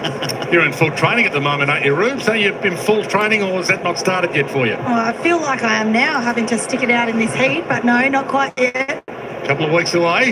Yeah, that's it. Another 3 or 4 weeks. Can't wait to see in action when the season starts for the AFLW. Have Ruby downstairs for us. Duggan, half-back, co-captain. They dropped Tim Kelly for this game to make a statement. The Eagles, that's a good grab. Waterman's in. They brought 4 in. Duggan was one of those who didn't chase a couple of times last week. Oh, that's a good tackle. Wrap around by McGovern. Waterman coming off that back-related calf. Hasn't quite found the pace of the game yet. Lord doesn't drop this one. Turns. He's got Fogarty in the pocket. Front on contact or a mark. Take your pick. Definitely seeing Mitch McGovern's best today in the contest. A couple of key defensive plays to slide back to kill a contest. That tackle there wasn't taken by the fake to go onto right foot, watch the hips and finish there, and then the kick inside 50. 3 or 4 of his kicks in this already this afternoon have been brilliant. Another player making a good fist of his career at another club. Fogarty bends that back to perfection. 23 games and 3 seasons with the Cats. And the blue drills the big one there. He hasn't had a big or huge day, Lockie Fogarty, but the importance that these sorts of players like Fogarty have for each side each week, not only their pressure, their ability to get back and connect in defence, but then they're asked to get forward on their bike, and that was a beautiful mark inside forward 50. A number that they're continuing to push is that ball use of mark inside 50. And to be able to go back, and he's generally a very reliable shot for goal. He doesn't overcomplicate his style, Lockie Fogarty. It probably doesn't look sexy from out there for the spectators, but he is generally a very nice shot for goal, is Lockie Fogarty. To give him a few tips, did you? No, he's just naturally. Show us the sexy technique later on in the game, if you like. We'll stick with Lockie's for now. See if we can get an improvement. No, there was anyone doing goal kicking practice against the mirror, but whatever helps. Hewitt traps it, is in turn trapped. Didn't quite drag it in, and was dragged in under him. Hewitt's had a great game, just going directly to the contest, been excellent at stoppage and in open play to create out numbers as well. Williams got a hand on it. Hewitt stole it. Floats it a little. Cottrell and Hunt stand under it. Hunt deemed to have engaged Cottrell. Having a good return game. He ran into Cripps, who didn't know if he was in the protected area or not. Jimby could have marked that. Slapped it down, made it Marrick's problem. Fogarty wraps him up. Yeah, that decision of whether to go and take the grab or to spoil it, I mean, it's a key one. I think the best defenders these days, if you're not behind an opponent, is to go and mark the football. And we've seen the most aggressive ones do that. Jimmy missed that opportunity there. And the best defensive lines have talk as well. Just being near that contest, there is zero talk to Ruben Jimby to tell him to mark that ball there. So that's an area where Eagles need to improve. Ruby Schleicher downstairs. She was about 4 metres away from that. All about to be flung back in the air. Critical stage of this game. Blues' second half hasn't been great. Hewitt, Fogarty hits a good spot with a kick. Charlie Curnow waiting for it. Almost spotted by his own man Walsh, who jumped in front of him. It was Charlie's ball to take. Ball hammered to Cottrell. And he can backpedal and slot it. That's the other no-no as a defender. You just can't afford to throw it on the boot and have the ball land inside your own defensive 50. If you've got a quick kick that might go 70 or 80 metres out and bring your key forward in down the line, well then that makes sense. But a dump kick that could possibly be marked uncontested within range of goal is something that you just cannot afford to do. A couple of basic errors as defenders. Back in this week from an ankle injury. Game 72. From the arc, bends that back, not enough. Margin at halftime was 29. It's 31 now. No need to tell Blues fans, 8-14, could easily be 14-8. Baker. Waterman.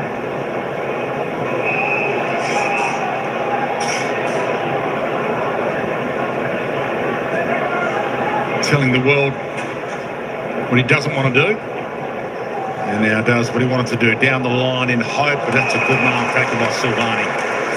Brilliant grab. Never been best on ground in an AFL game, Jack Silvani. This is game 120. It's according to the umpires, only ever had 2 Brownlow votes in his career. But he's playing some pretty good footy back from injury. Chera, down the line that travel. Liam Ryan was flying to Fogarty. Took way too long. Baker. Can they parlay that effort into a goal? Graham's on the wing. No one comes at him and stands the mark. Takes his full measure. Heads toward Allen. Jewell thought he was going to pounce. Wiedering stole it back. Doherty under some pressure. Pulls the kick. May have turned it over. No, he hasn't. Fogarty just plucked that from Baker's grasp. McGovern. Oh, they're out here. Durden can get and go. And he does go. Hunt's chasing. Modlock's his target. Not quite. White. Will White. Modlock. Smother. Ginby. Right spot, right time. Out to Hoff. Dodged another bullet there. Have they? No, Chera. Cuts off that Marek kick. Split. Play on. You. Pulls it towards Kerno. One-on-one. Charlie with brute strength. Sometimes it's blessed are the meek, they'll inherit the earth. You get slung out, you get the free, but the umpire said that was all fair in love and war, and Charlie can line up. Hook kick it, and settle some nerves.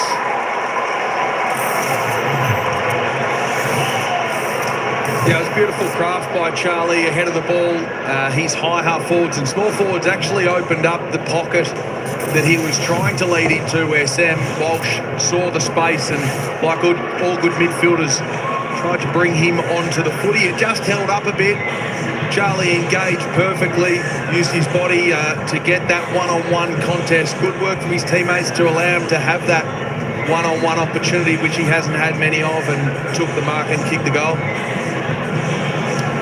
I think Edwards was the one that engaged first, and I think the umpires generally, correct me if I'm wrong, so if the defender engages, then you're probably able to sort of win the wrestle a little bit more than if he hasn't. If you engage first, you're going to get that free kick paid against. Yeah, look, I always liked when my opponents engaged me, so then you knew where they were, which Charlie did so well.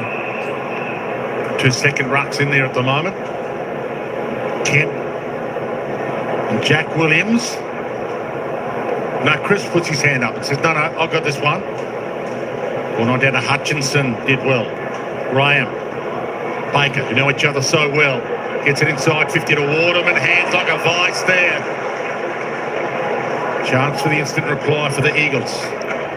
Yeah, they just haven't connected. Well, one, they haven't had as much supply as Carlton. There's 23 inside 50s between them, 46 to 23. But in the West Coast entries, they've only been able to connect for 7 inside 50 marks compared to Carlton's 15. So I suppose on a ratio, that's even. But Waterman missed his first couple of shots. He'd be keen to get on the scoreboard here. Sunbathed Adelaide Oval. Waterman skips out of the shadow. Set sail, it's across the face. Had the distance covered easily. But he's a little rusty. Move out, big Jack. Keep going. Finish, Jamie. Game 2 for the season for Jake Waterman. Move it on. Play on. McGovern. Long towards Kerno on the wing. It's exactly what Charlie wants to do. Pounce, short pass, overcooked it to Durden. Cut off by Hoff. The Eagles have activated their sub, so Hamish Davis has come on for Jack Williams. Thanks, Ruby. Just a tactical one, that one. Okay, so Jack Williams a taller option. Davis sub last week as well. This is game 2 for him. Inexperienced, but he gets a moment here. Chip kick inside 50 is good. Ross was brilliant last week. Back pedals. And he's been busy again today, but finding space through the midfield and just 8 touches. But West Coast just haven't been able to get their hands on the ball often enough. But their best offenses come when they've actually taken a breath to find the next target. You know, time and space through kick mark. And with Walter introduced him last week as a tough little kid from Melbourne. Set sail, got plenty on it. No, not quite. Just held up.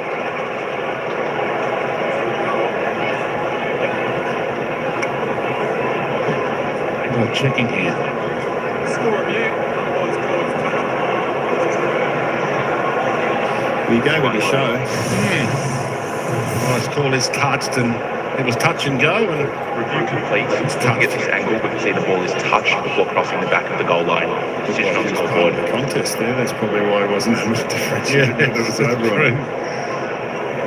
About 16 different fingers on the ball there. Definitely touched. You might as well use the technology to get it True. right. Yep. It didn't take long. The Eagles kind of, at the moment, scoreline don't look like they're in it, but they're not out of it. They just need a bit of luck. A couple of scores. Carlton's second halves haven't been great.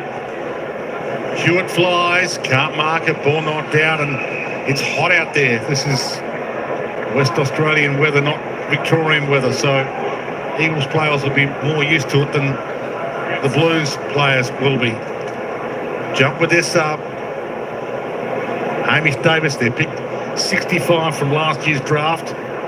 Came on as the sub in the third quarter last week and had an impact. Cross court. Hall flicks it. There is Davis. First touch didn't quite go where he wanted it to. Gross mopped it up. Archer Reid wrapped up. Ball up. He came on in the third quarter. Hamish Davis, 5 possessions. Looked reasonably poised. And he had his chances. Chera. Smother. Hewitt, clever. And he rolled it towards the boundary. But there wasn't a player there. The umpire says insufficient intent. There wasn't a Carlton player there. And he wasn't intending to handball it to Harley Reid. I think he was trying to handball it to get back on his bike and get the ball after it, Dwayne. Harley takes off. Got Williams in the air. Ryan's about to fly. He stayed down in the end, Ryan. He got the crumb. How good was that? Missed it. It's definitely slick. When he's you spoke about his courage, I think in the air he's over the top. He just has no fear when he gets a chance to take a ball at the highest point. You wouldn't jump 15 foot off the ground if you were worried about how you were going to land. It's true. Silvani to DeConing. The Blues not doing a lot of scoring themselves, but the West Coast likewise not doing a lot. Little nudge out on Ginby by Charlie. Looked around to see if he got away with it. On the back pedal with the kick. Desard.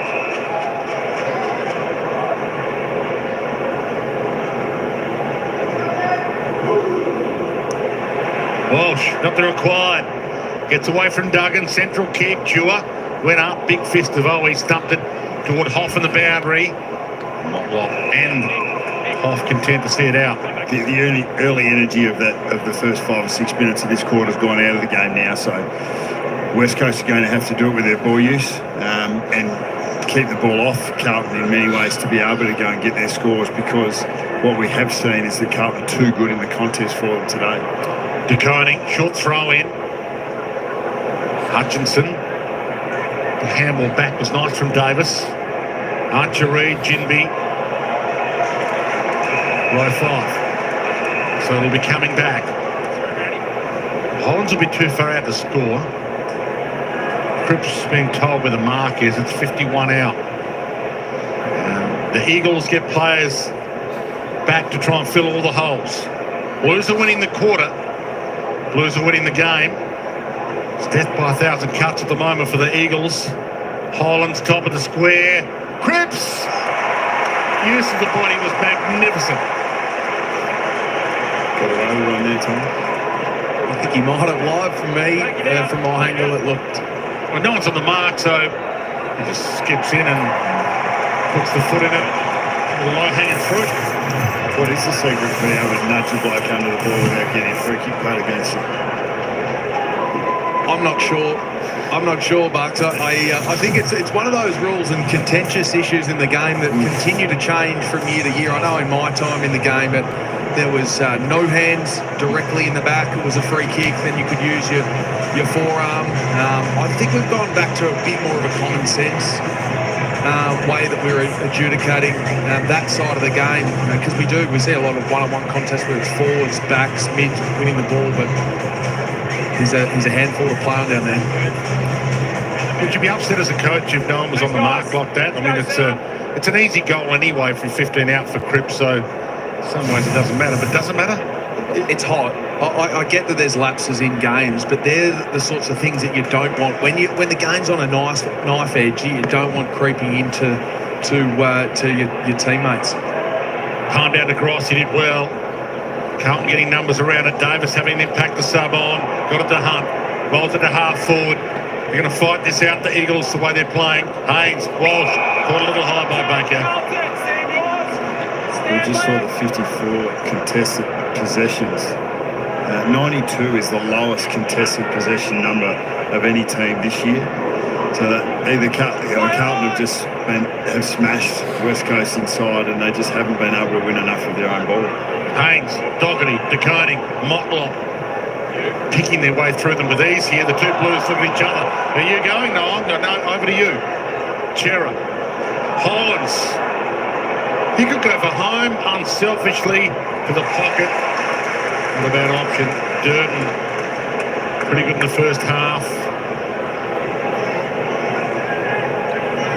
We've got a few family in that pocket from Golden Grove to give him some advice.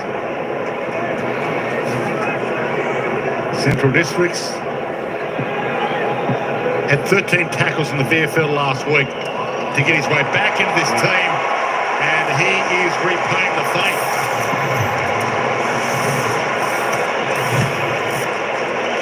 It's a great return home then. Yeah. He's been excellent. Like to have been able to finish with the 3 goals that we see here, and the Bunnings build up for Carlton from the back 50. Haynes able to get over the top, and Doherty knows exactly how to use the ball, being able to share it well, and then he hit up as wide to Durden, but the finish was absolutely exceptional. And he's almost played like that traditional full forward in a funny way today. I know we touched on Harry Mackay not being there for long periods of this game. Charlie's playing deep there, but he's not playing the deepest in their system. So he continues to take the goal square. Whether it's the fact that he is the hometown boy, or I asked him a year ago who is the best player from Golden Grove, and he said hopefully eventually it's going to be me. So I love the confidence. Who's the competition? There's been a couple of good ones from out that way. Tree Gully, Golden Grove. Mad scramble, Harley Reid backed out of a jam. Williams gave it up. Ross, turnover, Hewitt, Sard, bangs on the boot. He knows he's got some soldiers forward. Smashed away from Kemp. Walsh, having such a good afternoon, he could have just gone for it himself. Toe poke, Hall, caught, wrapped up. Back to Gross. Baker, Duggan. He's got the short in Ryan. Couldn't get it to him. Ryan was free. Sard on the rebound. Lord puts the Jets on. Sends it long. Curno's down there. Thumped away. Marrick leads in the race for it. Williams hassled him out of it. Fed it to Motlop. Durden going backwards. Hollins found some space where there wasn't a lot. Cottrell overcooked. Might still work. Edwards hands it to Stewart. Asked his back, got away from Charlie, sends it wide. Harley Reid can't pull it in. Off hands Hunt. They're out in some space. Baker, Hunt. Intensity's gone up. Ryan wants it long. It's in his direction. He turns around and it's there. Inside kick, unselfish. Owies. The ex-Blue gets a moment. I think this is what you'd call broken play. There's no real structure to the ground. There are free men out everywhere. It's just a matter of, do you have the energy, the composure and the time and space to be able to find those targets? The kick that was missed in the Carlton forward 50 was a player that was 15 metres free, but then going back the other way, the Eagles were able to find space and be able to hit this target. Always would like to get on the scoreboard, there's no doubt. 72 games, 89 goals for Carlton, Matt Owies. Hasn't had a massive impact yet.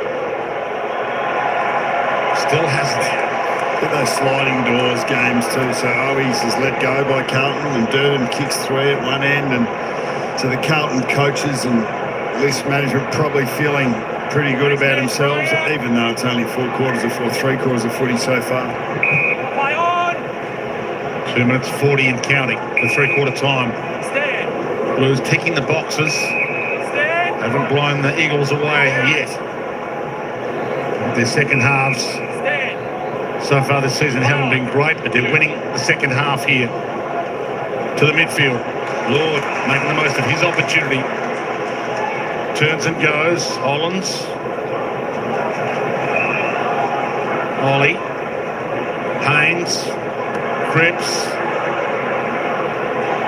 Cottrell. Unselfish, a pull pass inside to White. Yeah, that's his third really good inside 50 to find a target, and pretty much in the same position where he's right foot to boundary, looks at that change of angle and goes back inside. Yet to play and a win. Game 2 for Will White. Quarter and a minute away from singing the song for the first time. Grew up barracking for the Blues. 4 behind so far for his career. Still yet to kick a goal as a Blue.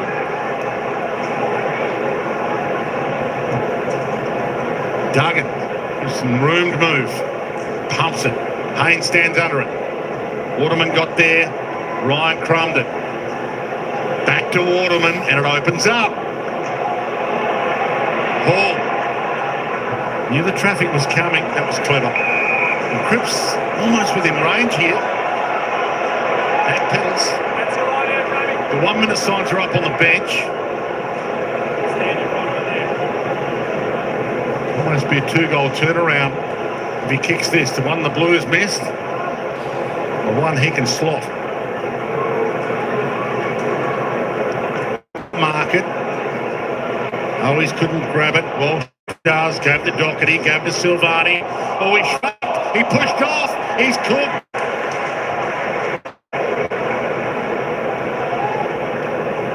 So a free kick to Matt Owens.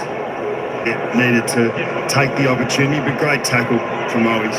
So he runs around here and the siren sounds, the kick won't count. So he's going to have to be careful here.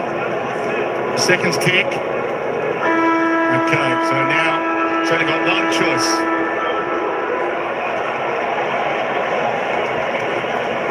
And he can't nail it. 3/4 time.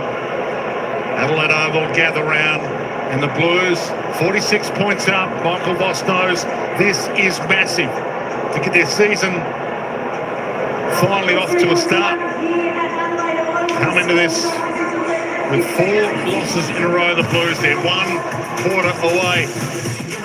What about this one? Norwood. What a beautiful suburban oval it is. Massive game. The reigning premier up against the Doggies. Don't go anywhere. Plenty of footy coming your way on Super Saturday.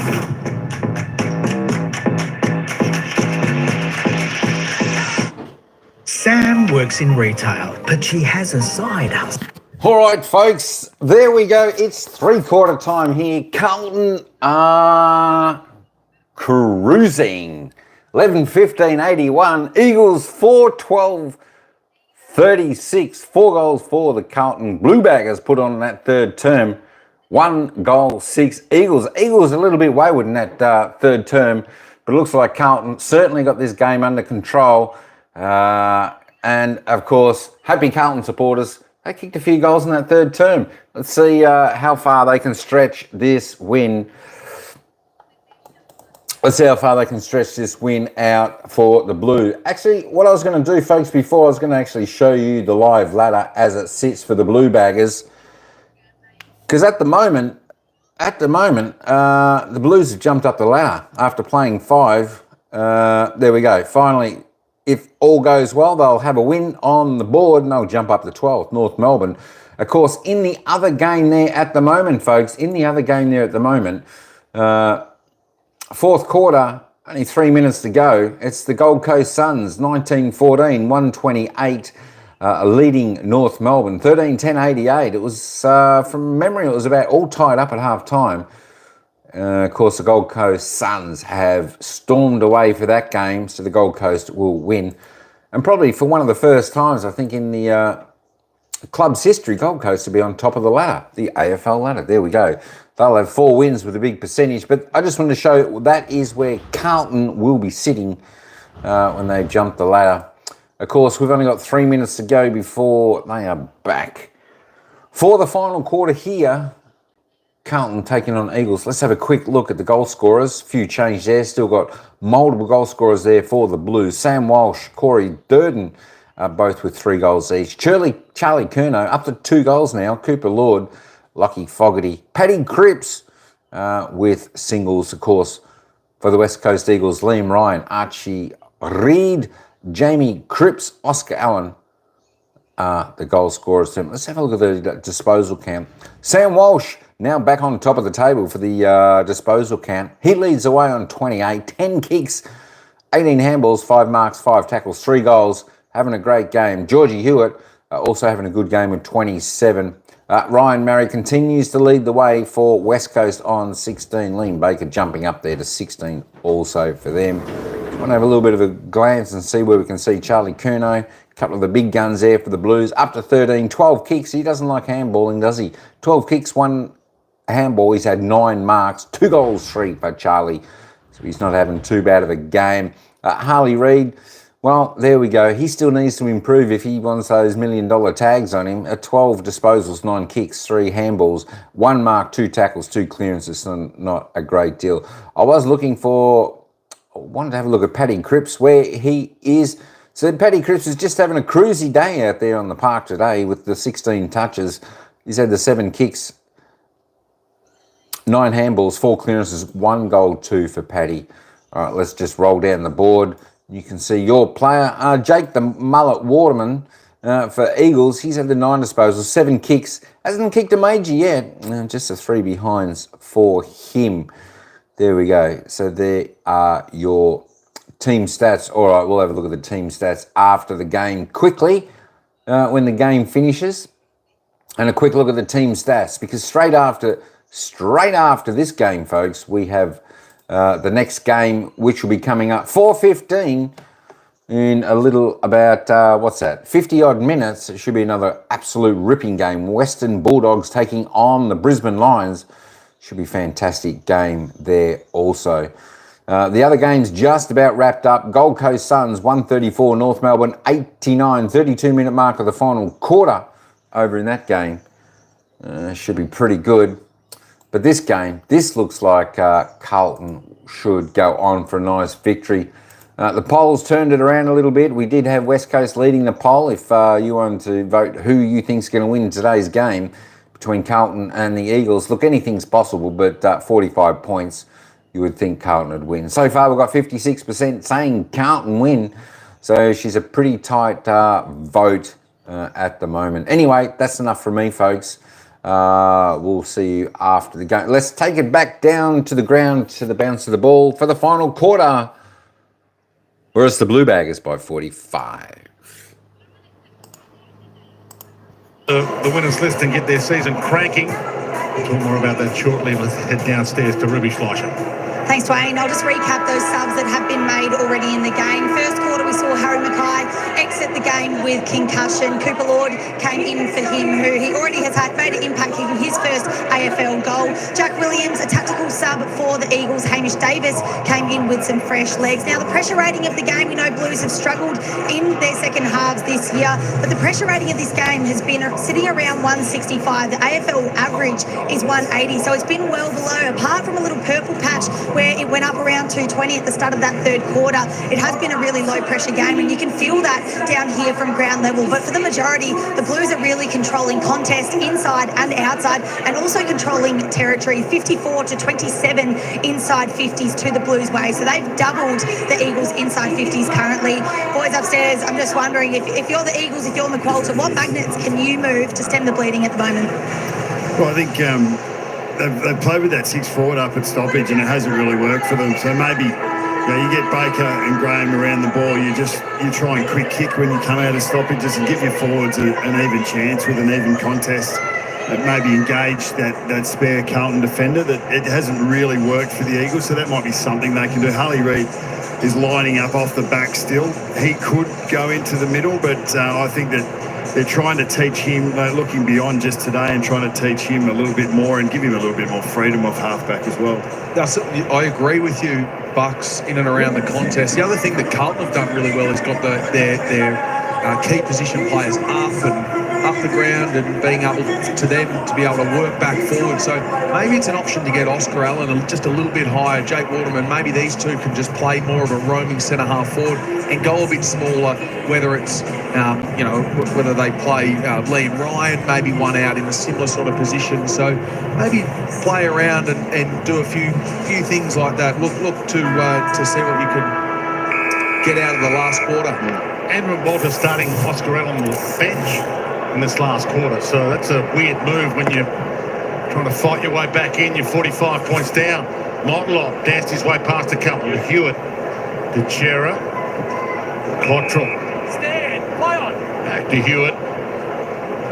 Curno's on the move. It's out in front. Play on. Edwards got a fist in, knocked it down. Fogarty. Lord floats it. Big fist to Duggan. Didn't quite kill it. That looked a little high from here. The umpire says it is a high tackle. Alan looks like he's just getting that left knee strapped by the physio at the moment, so I'll keep an eye on that one. Looks like he'll get back out there. Not too much discomfort or anything, but just getting it strapped. And he's had that bone in the knee issue, stress issue in the knee. As their co-captain, good mark to Wiedering, so we'll keep an eye on that. That'll be horrific news if they lost Oscar Allen for a little while.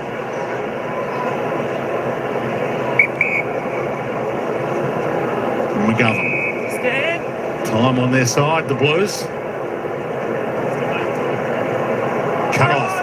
Graham got a hand on it. Hunt. And here they go on the rebound. He sat on Waterman's head. Impossible to mark. Sard's off and running. Heads out wide to Williams. Brock just couldn't quite knock it away. Started on Curnow and had Mackay out there. Now Brock's on Williams. Walsh looking for number 4. Unselfish. Cottrell. He spotted him out of the corner of his eye in those beautiful blue boots.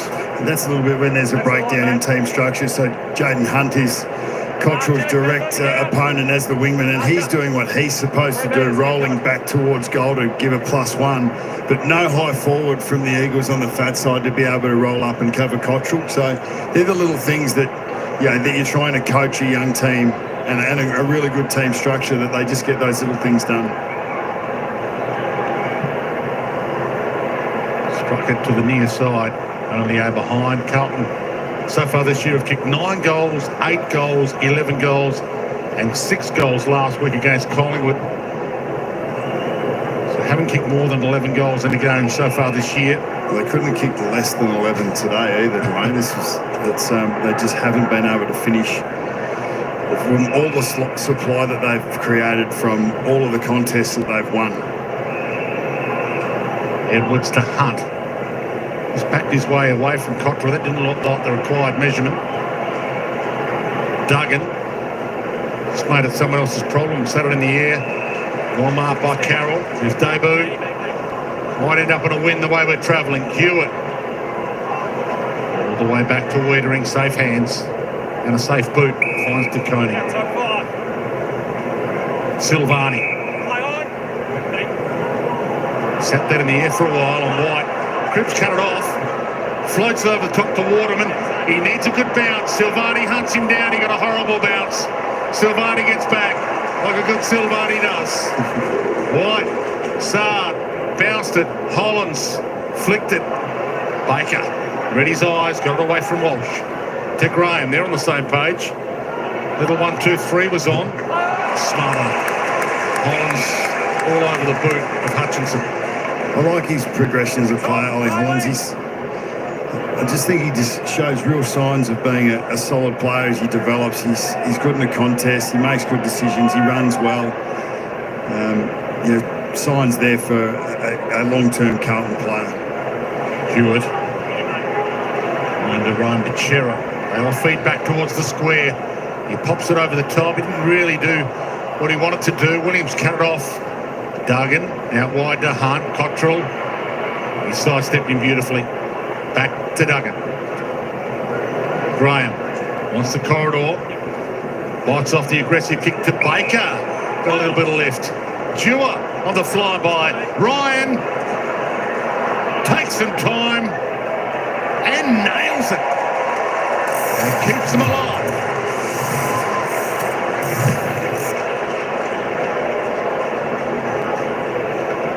Another end-to-end transition from Carlton. They've been able to do that for most of the day, and behind that bit of play, we've got a lot of players on haunches that are feeling these conditions. But Carlton's ball use from back half and their ability to be able to move the ball has been mirrored here by the West Coast and their ability to do the same.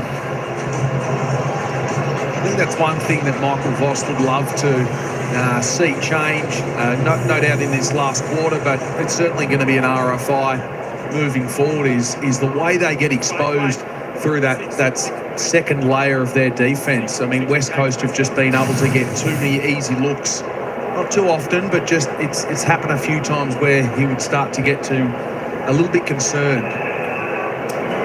Different midfield mix for the Eagles. Gross is in there, Harley Reid, Hoff in there, and Williams.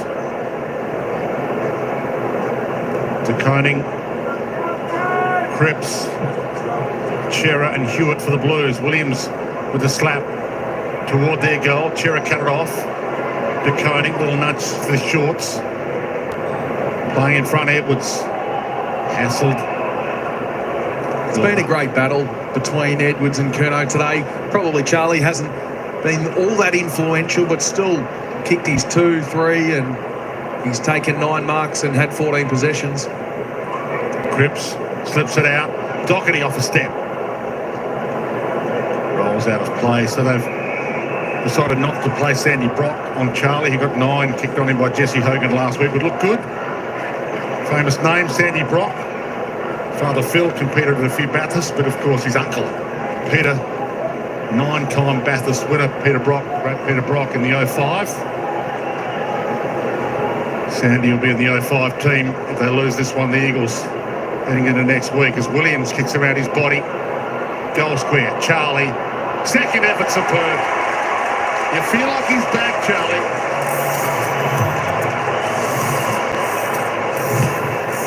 He's saying a few Eagles players here that it's touch, but we'll wait and find out in a second. But you know, when Charlie's doing that, when he's competing in the air, when he's putting himself in dangerous positions, you know he's back to somewhat of his best when he's getting after the footy. Now, I've always loved that as a forward, and particularly a player of Charlie's stature in the game, is to be able to get back after the footy when it hits the ground, because it keeps you involved in the game. So that's hit a pinky. Tiny little pinky. There it is. That was a big pinky, I would have thought. Yeah, that's as clear as any vision you're going to see. Jazz fingers. Is that what they're told these days? Yeah, spread the fingers out. I reckon it'd be a unique skill of a defender to be able to move your finger on command when you're trying to smother. They would train it. They're slightly, some of the ones I've played with in the past, they're slightly weird. So it wouldn't surprise me if a few of them had done that. Matty Scarlett would have tried to do that. Harry Taylor certainly would have experimented with something like that, I reckon. It's hilarious. It's good that he had the spread of fingers, trying to open the hand up as wide as he possibly could open it up. And it worked. It's the sort of thing that keeps coaches awake at night, Ryan. Could be a big difference maker. The Blues can get a good win here. They've got North Melbourne next week at Marvel. They could actually get their season up and running. Huge for them just to finish this off. Out of congestion, White. Turned it over to Baker. Has a bounce, shows some poise. Graham again, they're on the same page. Two old mates, White to Hunt. Floats it inside 50. Chera got up. Couldn't mark it, hit the deck. Always giving a bit of room to roam. Little brush off. This will feel good. Gets himself a consolation prize.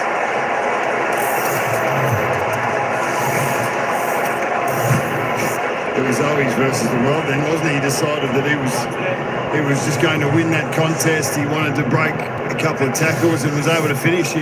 If you work from the end result back, well, then he's done everything right. He showed the energy and the fight and the drive to beat every Carlton defender and a couple of his own teammates to be able to get to that position to finish, and finish he did. Yeah, birds. No matter how obvious. Finish he did, and his teammate Jake Waterman. I reckon Jake Waterman will sleep well tonight. I've just got that sort of feeling, playing in 32-degree heat. He's sat under the ball. He's been hasn't had the impact that he might have wanted today, but he's constantly sitting under the ball, copping pressure, copping knees in the back, and knocked around. So he's going to be a sore boy tonight. Cramp setting in at ground level. Zach Williams has just come from the ground, assuring to know it's not a calf given his history, but just swirling the pickle juice around now. Yeah, they might run out of pickle juice. It is warm. Motlop gets his moment. Kemp!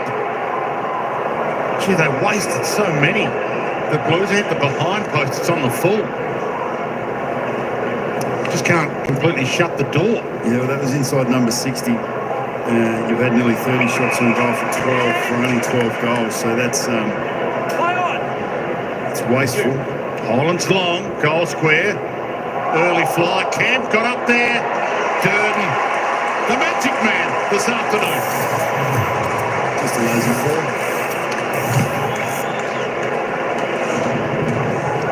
Yeah, just a lazy four. You're right, Bucks. He has been through, and he sort of continues to shift them out of his forward 50. He certainly wants the 20-metre arc if there was one to himself. But a nice finish from a young man back home in his home state, having a day out.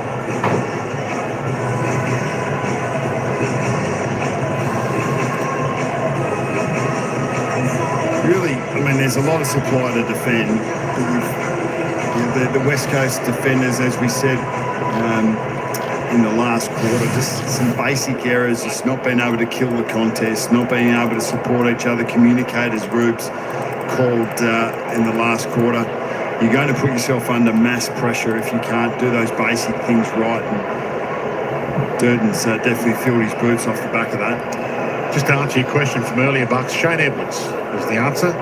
Best player ever from Golden Grove. There you go. The Menzel boys are from there as well. I was just saying Agnes boy. For 3 years. Kemp's down behind play. Didn't realise you were front that way. Grandfather played for Modbury. Okay. Uncle. Great footy area. Got to know the Maccas at the Tea Tree Gully shopping plaza really well. When I was 17, 18, 19, coming home from footy training. It'll be good for you. No doubt. Fuel. I hope this isn't the lower limb injury. Yeah, he's holding his ankle, his left ankle. He's not happy. He's not comfortable. He hasn't and he's not happy. And you do know when you've have a look at this.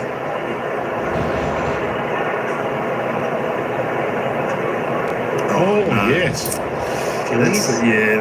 That's push back off the left leg and go, and that's the quintessential Achilles mechanism. A teammate of mine, Anthony Rocker, described it as he felt like someone was kicking him as he was trying to push off to run. So the play, you know as a player when it's not great, and Kent went down straight away. So that's not a physio, but it's not going to end well, I don't think. No, he's due to play his 50th game next week as well. Their pick 17 from 2019, 6th season in the AFL. When he went down, it didn't look like there was any contact at the time, as if it was just a little ankle roll, but that vision and the history of things like that happening, you might be right, it could be Achilles as opposed to the little roll of the ankle, and strapping didn't quite do its work. It's a shame for Brody Kemp. He's really created a niche for himself there as one of the most impactful forward targets for Carlton. Shovel out. Marjorie didn't quite work. Lord.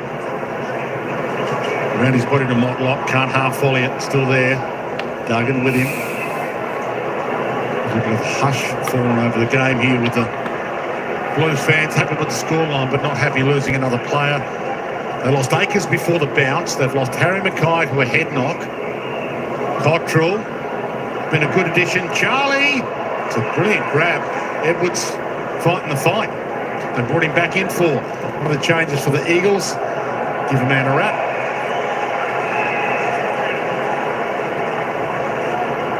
Cottrell coming back from ankle issue, but showing no signs of it whatsoever. Pulls the kick to the pocket.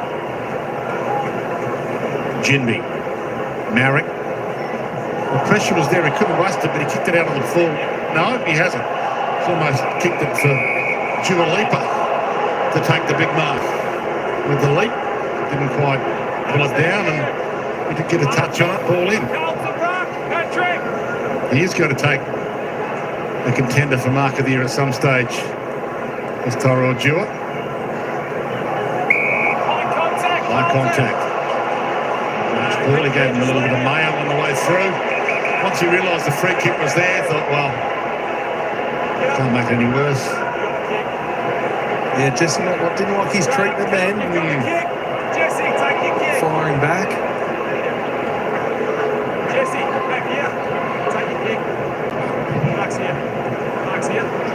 It's just projecting forward on those injuries. So you need the key forwards.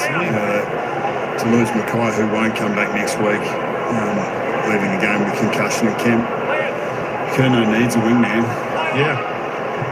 Modlop centres. That's a brilliant kick to Doherty. And he's got his form up and running after being down a little earlier this season. He was on the selection borderline, according to a few Blues fans, earlier this season. They're much loved 174-game veteran. First AFL coach.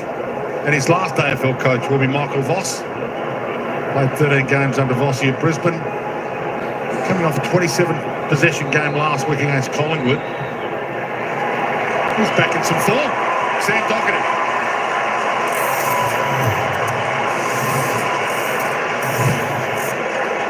Yeah, he certainly is, Dwayne. That's a lovely finish, something that they haven't necessarily been able to do up their forward half of the ground today. Sam Doherty has been criticised a little bit, maybe in the general public, but I think the thing that we love about Sam Doherty is his work rate, his appetite for the contest, and the fact that he can actually play multiple roles within this organisation, which is so important for players in the modern game.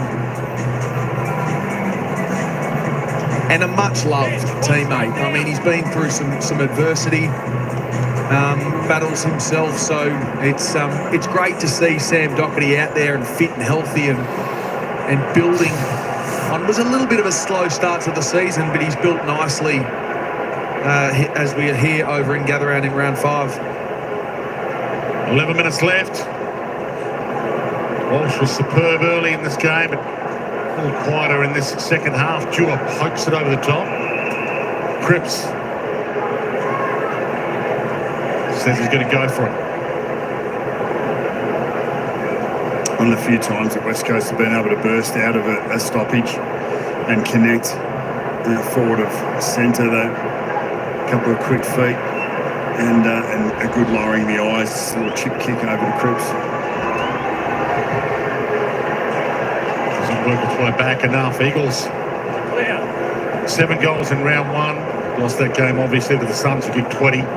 11 goals round 2 in the loss to Brisbane. 10 goals lost to Fremantle, and 7 goals last week only against the Giants, and they're 6 goals so far today, so on track for their lowest goal tally of the year, not just on track for another loss. Fogarty inside. Lord, be hard to keep him out next week. Hewitt heads inside 50. Cripps playing out of the goal square. Used his body, used his wisdom. Not quite with the finish. We know that this one's not going to be, this game in particular is not going to be caught up on replay in the future. It's not going to go in the...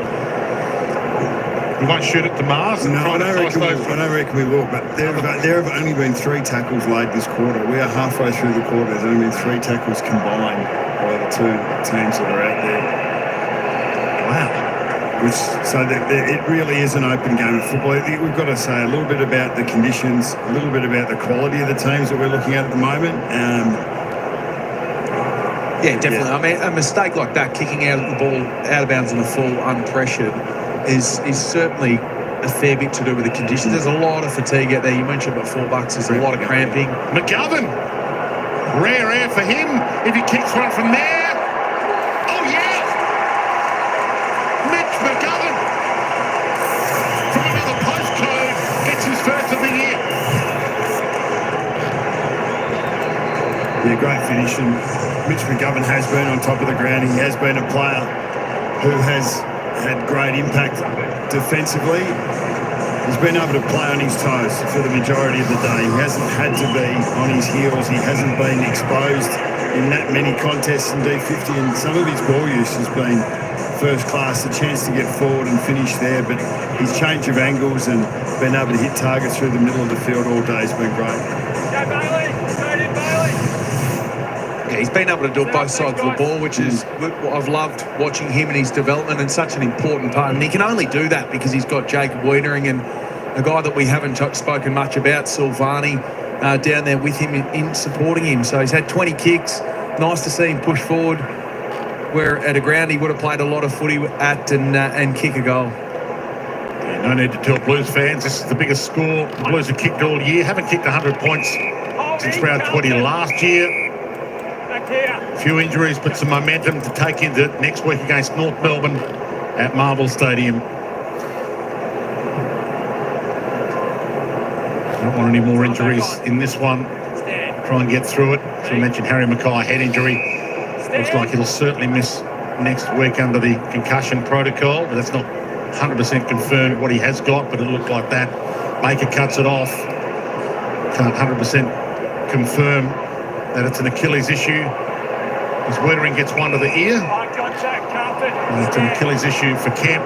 And Akers was only illness, so at least Akers, who was out before the bounce here today, should be available next week. Down the line, Jinby cuts it off.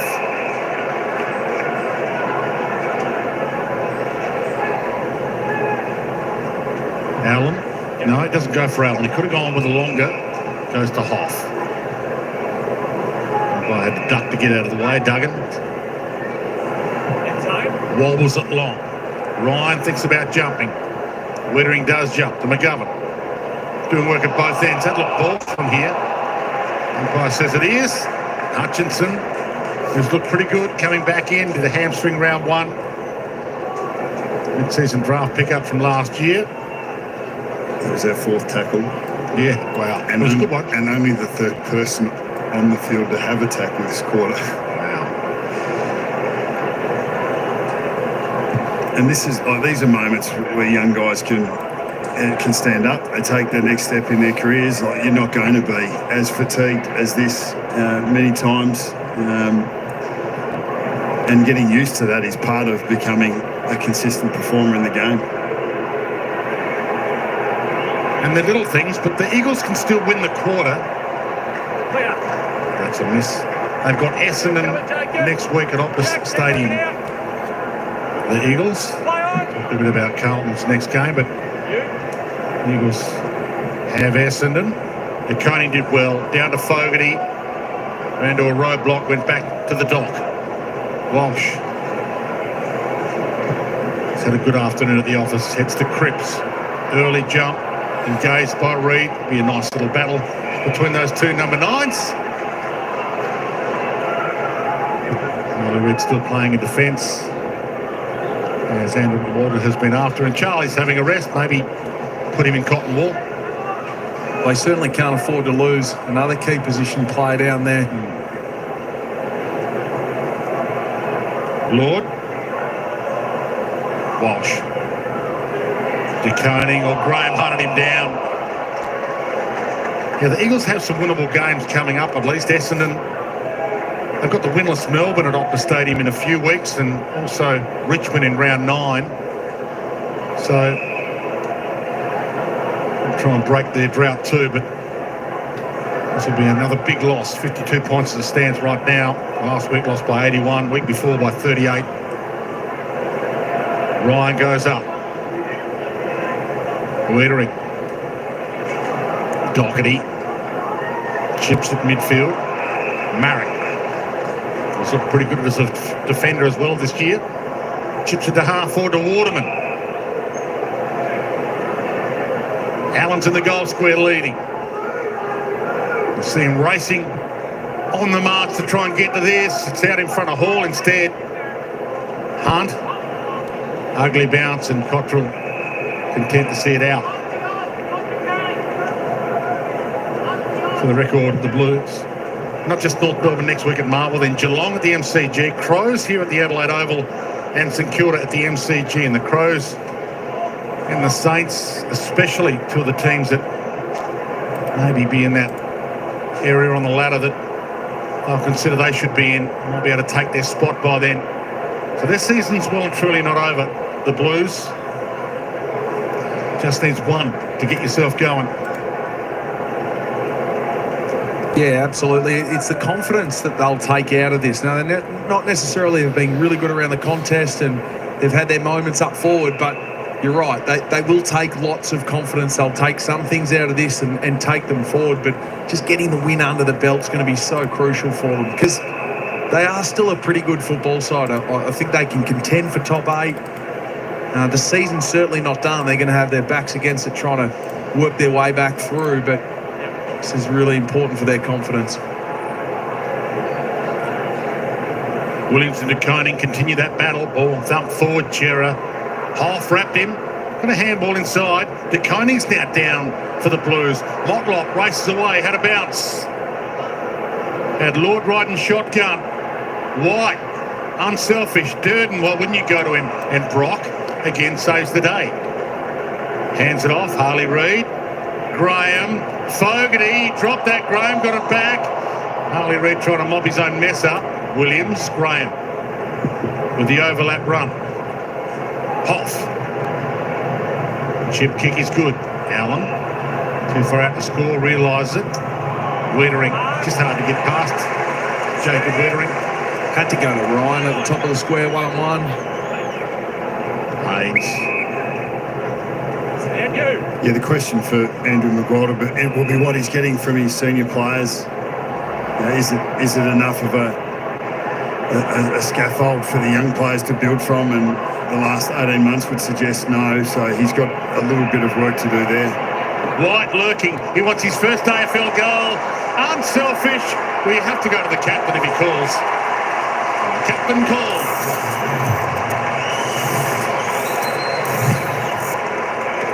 Another end-to-end transition of the football, which results in probably Carlton's best scoring opportunities have come in that open forward line. They've taken plenty of marks inside their forward 50. That's number 21 for the day. So they've just been able to find time and space and finish.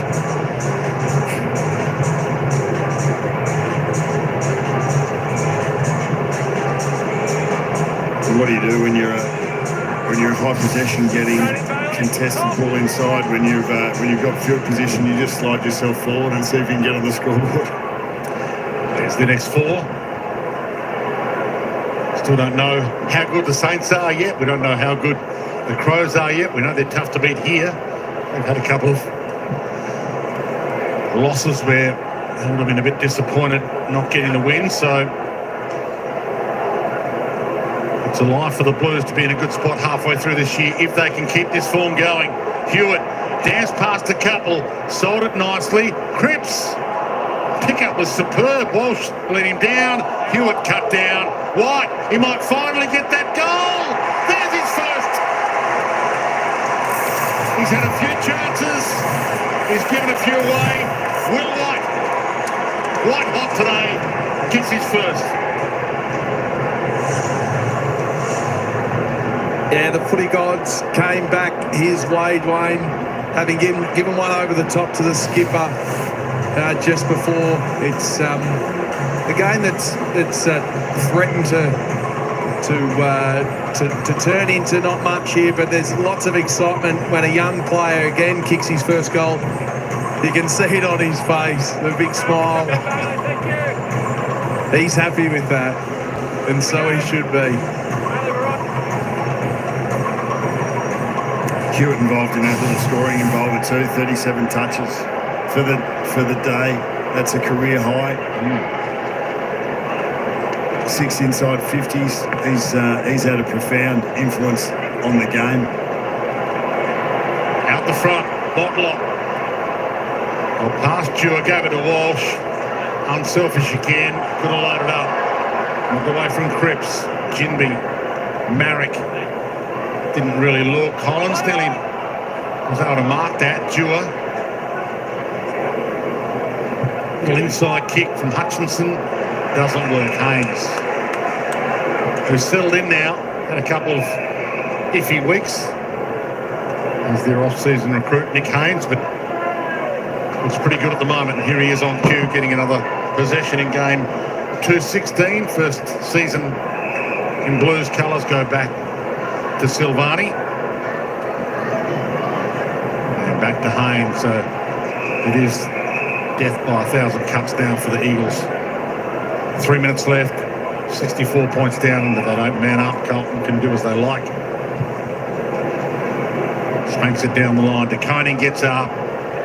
Sweeps it to Doherty. Knocked away and will get a ball in. DeConing's season's looking pretty good. They've got a good ruck in Tom DeConing, the king as they call him, as the surname is translated. Grandfather used to deliver Serge Silvani's groceries back in the day. He is becoming one of the best rucks in the comp. All funneled out. Graham. Off. Owies. Waterman. Good hands. In front of Jack Silvani. Baker. Ross unselfish. Ryan, it just didn't sit for him. Sard in game 200 is going to sing the song strong. Got the family in the house. Durden goes long. White might get on the end of another here. Hunt is a hard man to outrun. White turns the inside out. Heads toward Cripps. Got it. Stuck his backside into Ruben Ginby and said, "You're fisting this away." Yeah, with that sort of height and reach and size, he's hard to get past. He could be a key forward in another era at any time, but we know him as a legitimate ball inside mid. He's kicked 2 goals, 3 today, and this is his 6th shot on goal. 30 years of age, when he gets to, 34, he can do a Dangerfield and just be a forward for a couple of years.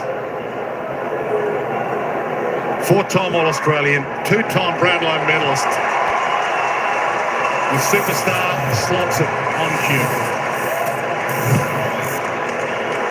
The other thing that Carlton have done exceptionally well, and Paddy Cripps is at the front of it. He's usually in the middle of it and at the beginning of it, but their contested ball work's been through the roof. They've won 138 contested possessions, and West Coast just 77.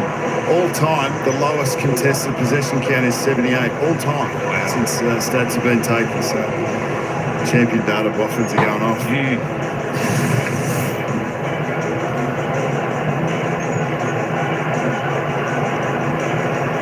Well, how good's gather round, boys. 41,252 pack Adelaide Oval. The hill is packed for 2 teams that are not local. So just such a good initiative, such a great vibe around Adelaide for a midday game as well. We absolutely love it. Yeah, spot on. It is just a delight to be here and be involved in it. DeConing, Hewitt, out the front. They travel with a minute left. Thumped away from Cripps, but what's another one? Goes and gets the Sharon. A little bit of magic from their Superman to Williams. He's put the cape on in this last quarter. Coming out of full forward, he went down there to the goal square, got in the phone box.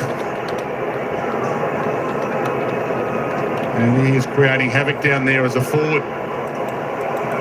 Seems to lure his opponents in to want to play one-on-one with him and sit on his back shoulder, and it's not something even I would think to contemplate doing against a guy of his strength in Paddy Cripps. Zach Williams.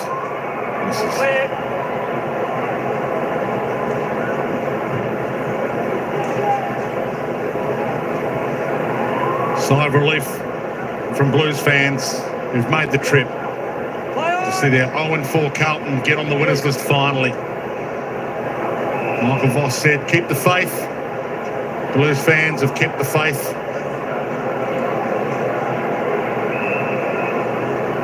It's not going to be just a win, it's going to be a big win as well. De Koning comes down, knocks it to Motlop, floats it to Hewitt. Could have gone with a long launch for one more mark inside 50. It's almost appropriate that it's in Saad's hands as the siren sounds and goes 200. They've been late to the party in 2025, the Blues, but they're dancing now. 17 goals, 19, 121 to 6-14-50, a 71-point victory. Their first win of 2025 for the Blues.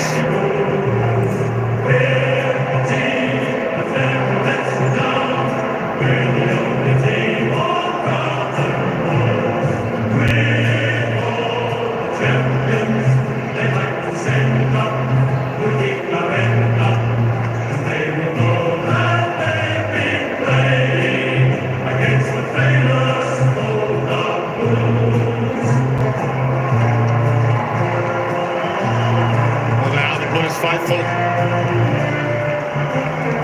made the trip. Fingers crossed. Season's up and running. North Melbourne next week at Marvel. You want to know what love is? It's travelling for an away game like this when your team's 0-4. For so many footy fans, love is the drug. A beautiful sight it is here at the Adelaide Oval as part of Gather Round as we head down into the sunshine of the Ruby Schleicher. Paddy, we're standing in the shade now, but geez, it looked hot out there. Yeah, it was. It was you can't complain when there's weather like this. So Gather Round's such a good concept. We'll start out Glenelg, and the beach was magnificent last 2 days, but just proud of the boys. It's where we were. We really wanted to attack this game and play with some flair, and I thought we did that.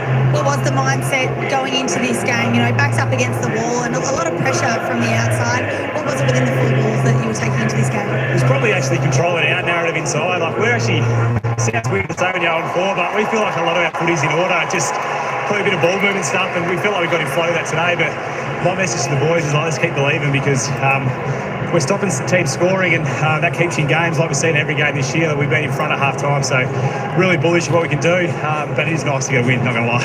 Definitely. So as a captain, how do you ensure that that belief is still instilled across the side, particularly when there is so much talk on the outside? Well, I think as a foundation, keep valuing defence, because that's what puts us in games. But we've all got strengths. Like, we're all unique. Got unique strengths. We all play certain roles. So play your role and bring your strengths to it. And when we do that, we can be a really good team. Do you feel like it immediately releases that pressure and sort of takes the weight off the shoulders a little bit? Yeah, you can. But like, we had a really good week. We had some really good combos about how guys are feeling, and sometimes it's good just to all get on the same page and air it all out. And the season's so early, like we've 5 rounds in, so I feel like the guys will get a lot of confidence from today, and try and get some momentum in the middle part of the year now. How'd you enjoy sitting forward at the back end, getting onto a few? You must have gotten into Will White's ear. He was giving you a few at the end there. I told him to get a game next week now. I thought he was great, but yeah, it was nice being up forward, something different. The boys were kicking a few to me, and it's always nice to get the end of a few, but I thought our backs held up really well today. Like, Eagles do challenge you with their ball movement, but I don't know what they scored, but I think it was under 60, so that was sort of the aim coming in. Good Friday game, North Melbourne at Marvel Stadium, a game that you guys really circle on the calendar. Yeah, I love it. It's really my favourite fixture of the year. It's just when all the crew run through the banner, and us in North Melbourne are, in the Guard of Honour. It's pretty special, and to see so many kids' faces that are doing it tough, get a chance to smile and really, a moment they'll never forget for the rest of their life. So, footy is obviously great, but that's a bigger cause than footy. Paddy, well done. Go enjoy the win. No, thanks, Ruth. Yeah, that was probably a really succinct summary of what they needed. They just needed to play their way, play with some energy, and that's exactly what they did. 73 inside 50s. They dominated the game, as they should have. Yeah, absolutely. I think the one RFI that they would be looking at is the fact that West Coast were able to have 20 scoring shots, maybe not so as many inside 50s, but they still in a part of their game that, as Paddy said, they're being quite good defensively. It's just whether they can get that attacking flow going, which we started to see, but they were absolutely dominant through the midfield. It'll be great to have your company at the Adelaide Oval. Blues by 71 points, 17-19, 121 to the Eagles, 6-14-50. Gather round continues on Super Saturday as we head to Norwood Oval. Beautiful boutiques. All right, folks, there we go. Carlton did it. Carlton did it. Carlton did it. They're off there on the scoreboard. First win 2025. They did it in style today. 17-19, 121, defeating the Eagles, crushing the Eagles, 6-14-50. The Blue Baggers, a lot of happy Blues supporters out there because the Blues, they finally put on 6 goals, 4 in the final term. Eagles, 2 goals, 2. They did it. The cool ducky, happy out there today. It's exactly what they needed. As Paddy Cripps was saying, they needed that win, try and give the boys a little bit of confidence going in. And of course, with the pretty ordinary percentage Carlton had, that win today will help boost them up with a little bit of percentage back. So that's what we like to see. Well done to Carlton. Look at that. 10 goals, 8 in the second half to 3 goals, 8 in the second half of the Eagles. They did well. They did well. And of course, the chat did well with the poll. We had 60% said the Blue Bags would get up today. All right. Well done, everybody. Let's quickly just duck over and have a look at the players' stats. Let's just have a look at the goal scorers. Corey Durden there, kicking 4 and leading the way for the Blues. Sam Walsh, Paddy Cripps with 3 apiece. Charlie Curnow with 2. Few multiple goal scorers there for Carlton, which was good to see. Willie White, Mitch McGovern came in with 1 with Cooper Lord, Lockie Fogarty, Sam Doherty. Got a single each for them. West Coast, Liam Ryan, 2 goals. The only multiple goal scorer, Archie Reid. Matty Owies, Jamie Cripps, and of course Oscar Allen with the single goal scorers there. But there we go. To and fro in the possession lead between George Hewitt and Sam Walsh. But it was George Hewitt coming out on top with 39 touches, 1 shy of the magical 40. 17 kicks, 22 handballs, 8 marks, a tackle, 8 clearances. Great game from him, as was Sam Walsh. 37 touches, 13 kicks, 24 handballs, 6 marks, a tackle, 5 clearances, 3 goals. Well done. Of course, the top half dozen players were from the Blues. Paddy Cripps, I'll tell you what, it's great to see Carlton get a win when he wasn't the dominant player. He had the 23. He got a couple of goals late in that term. 11 kicks, 12 handballs for Paddy Cripps, 3 marks, 2 tackles. No tackles for Paddy Cripps today, but he had 2 hitouts, 6 clearances, 3 goals, 3 for the superstar. So he did well. Let's just roll on down. Liam Baker was next best for the Eagles on 23. Harley Reid up to 16.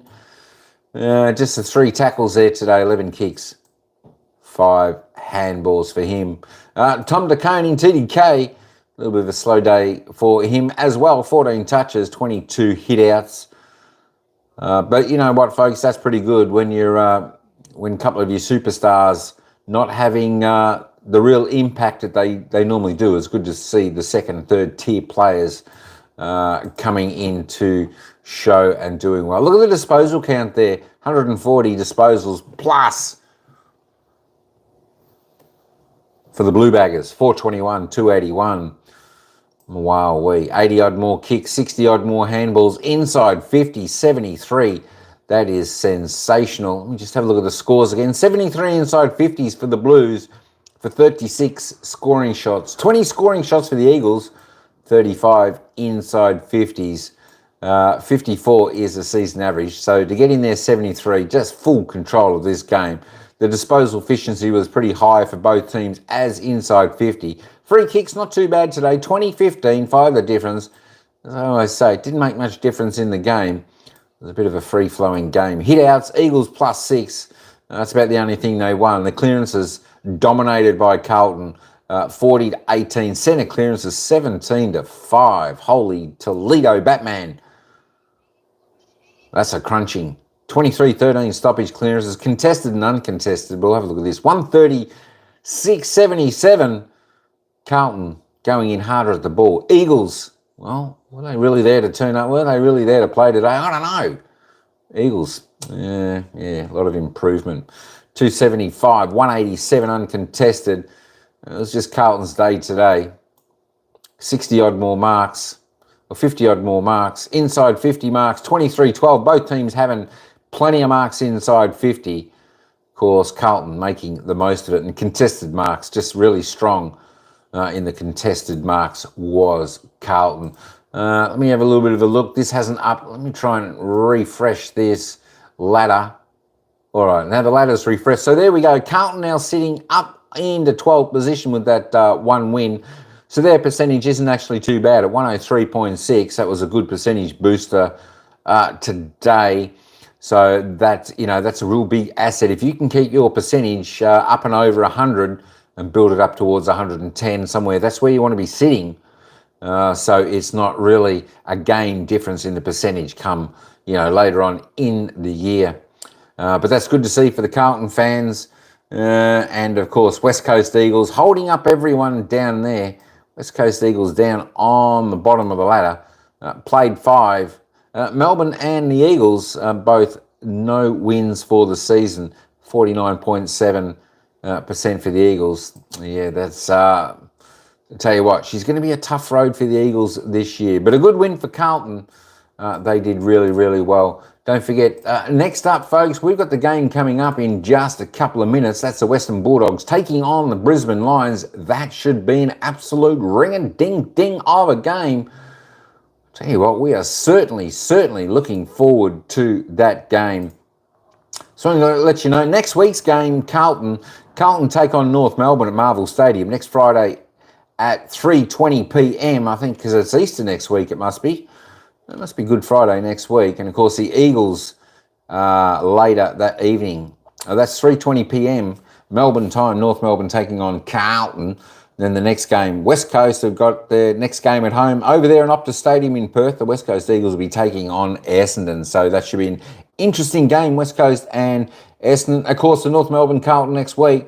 That should be a fantastic game. North Melbourne gave a good account today up against the Gold Coast Suns. Level pegging at half-time, but the Gold Coast Suns run away with that game by about a 10-goal victory.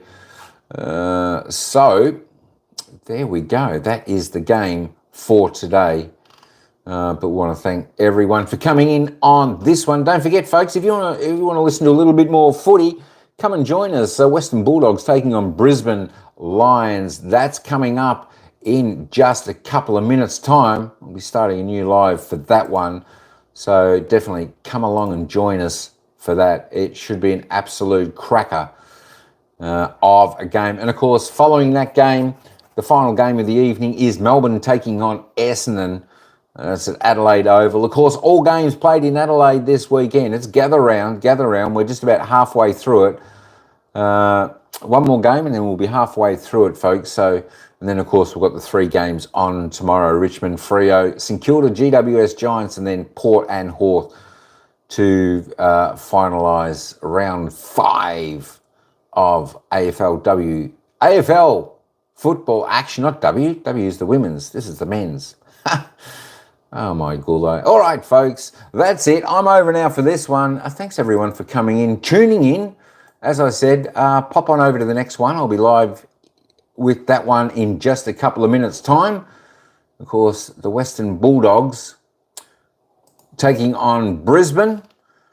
Let's see where they are on the ladder. Of course, where are they? Western Bulldogs sitting 10th at the moment. So if they happen to win this, there we go. So the game's obviously started and the Western Bulldogs might be a point in front. There we go. Out of the Brisbane Lions, they're on top. There we go. All right, folks. That's all I got for this one. Ciao for now. We'll see you in the next game. As I said, a couple of minutes, we'll be on the Brisbane Western Bulldogs game. Thanks, folks. Ciao for now.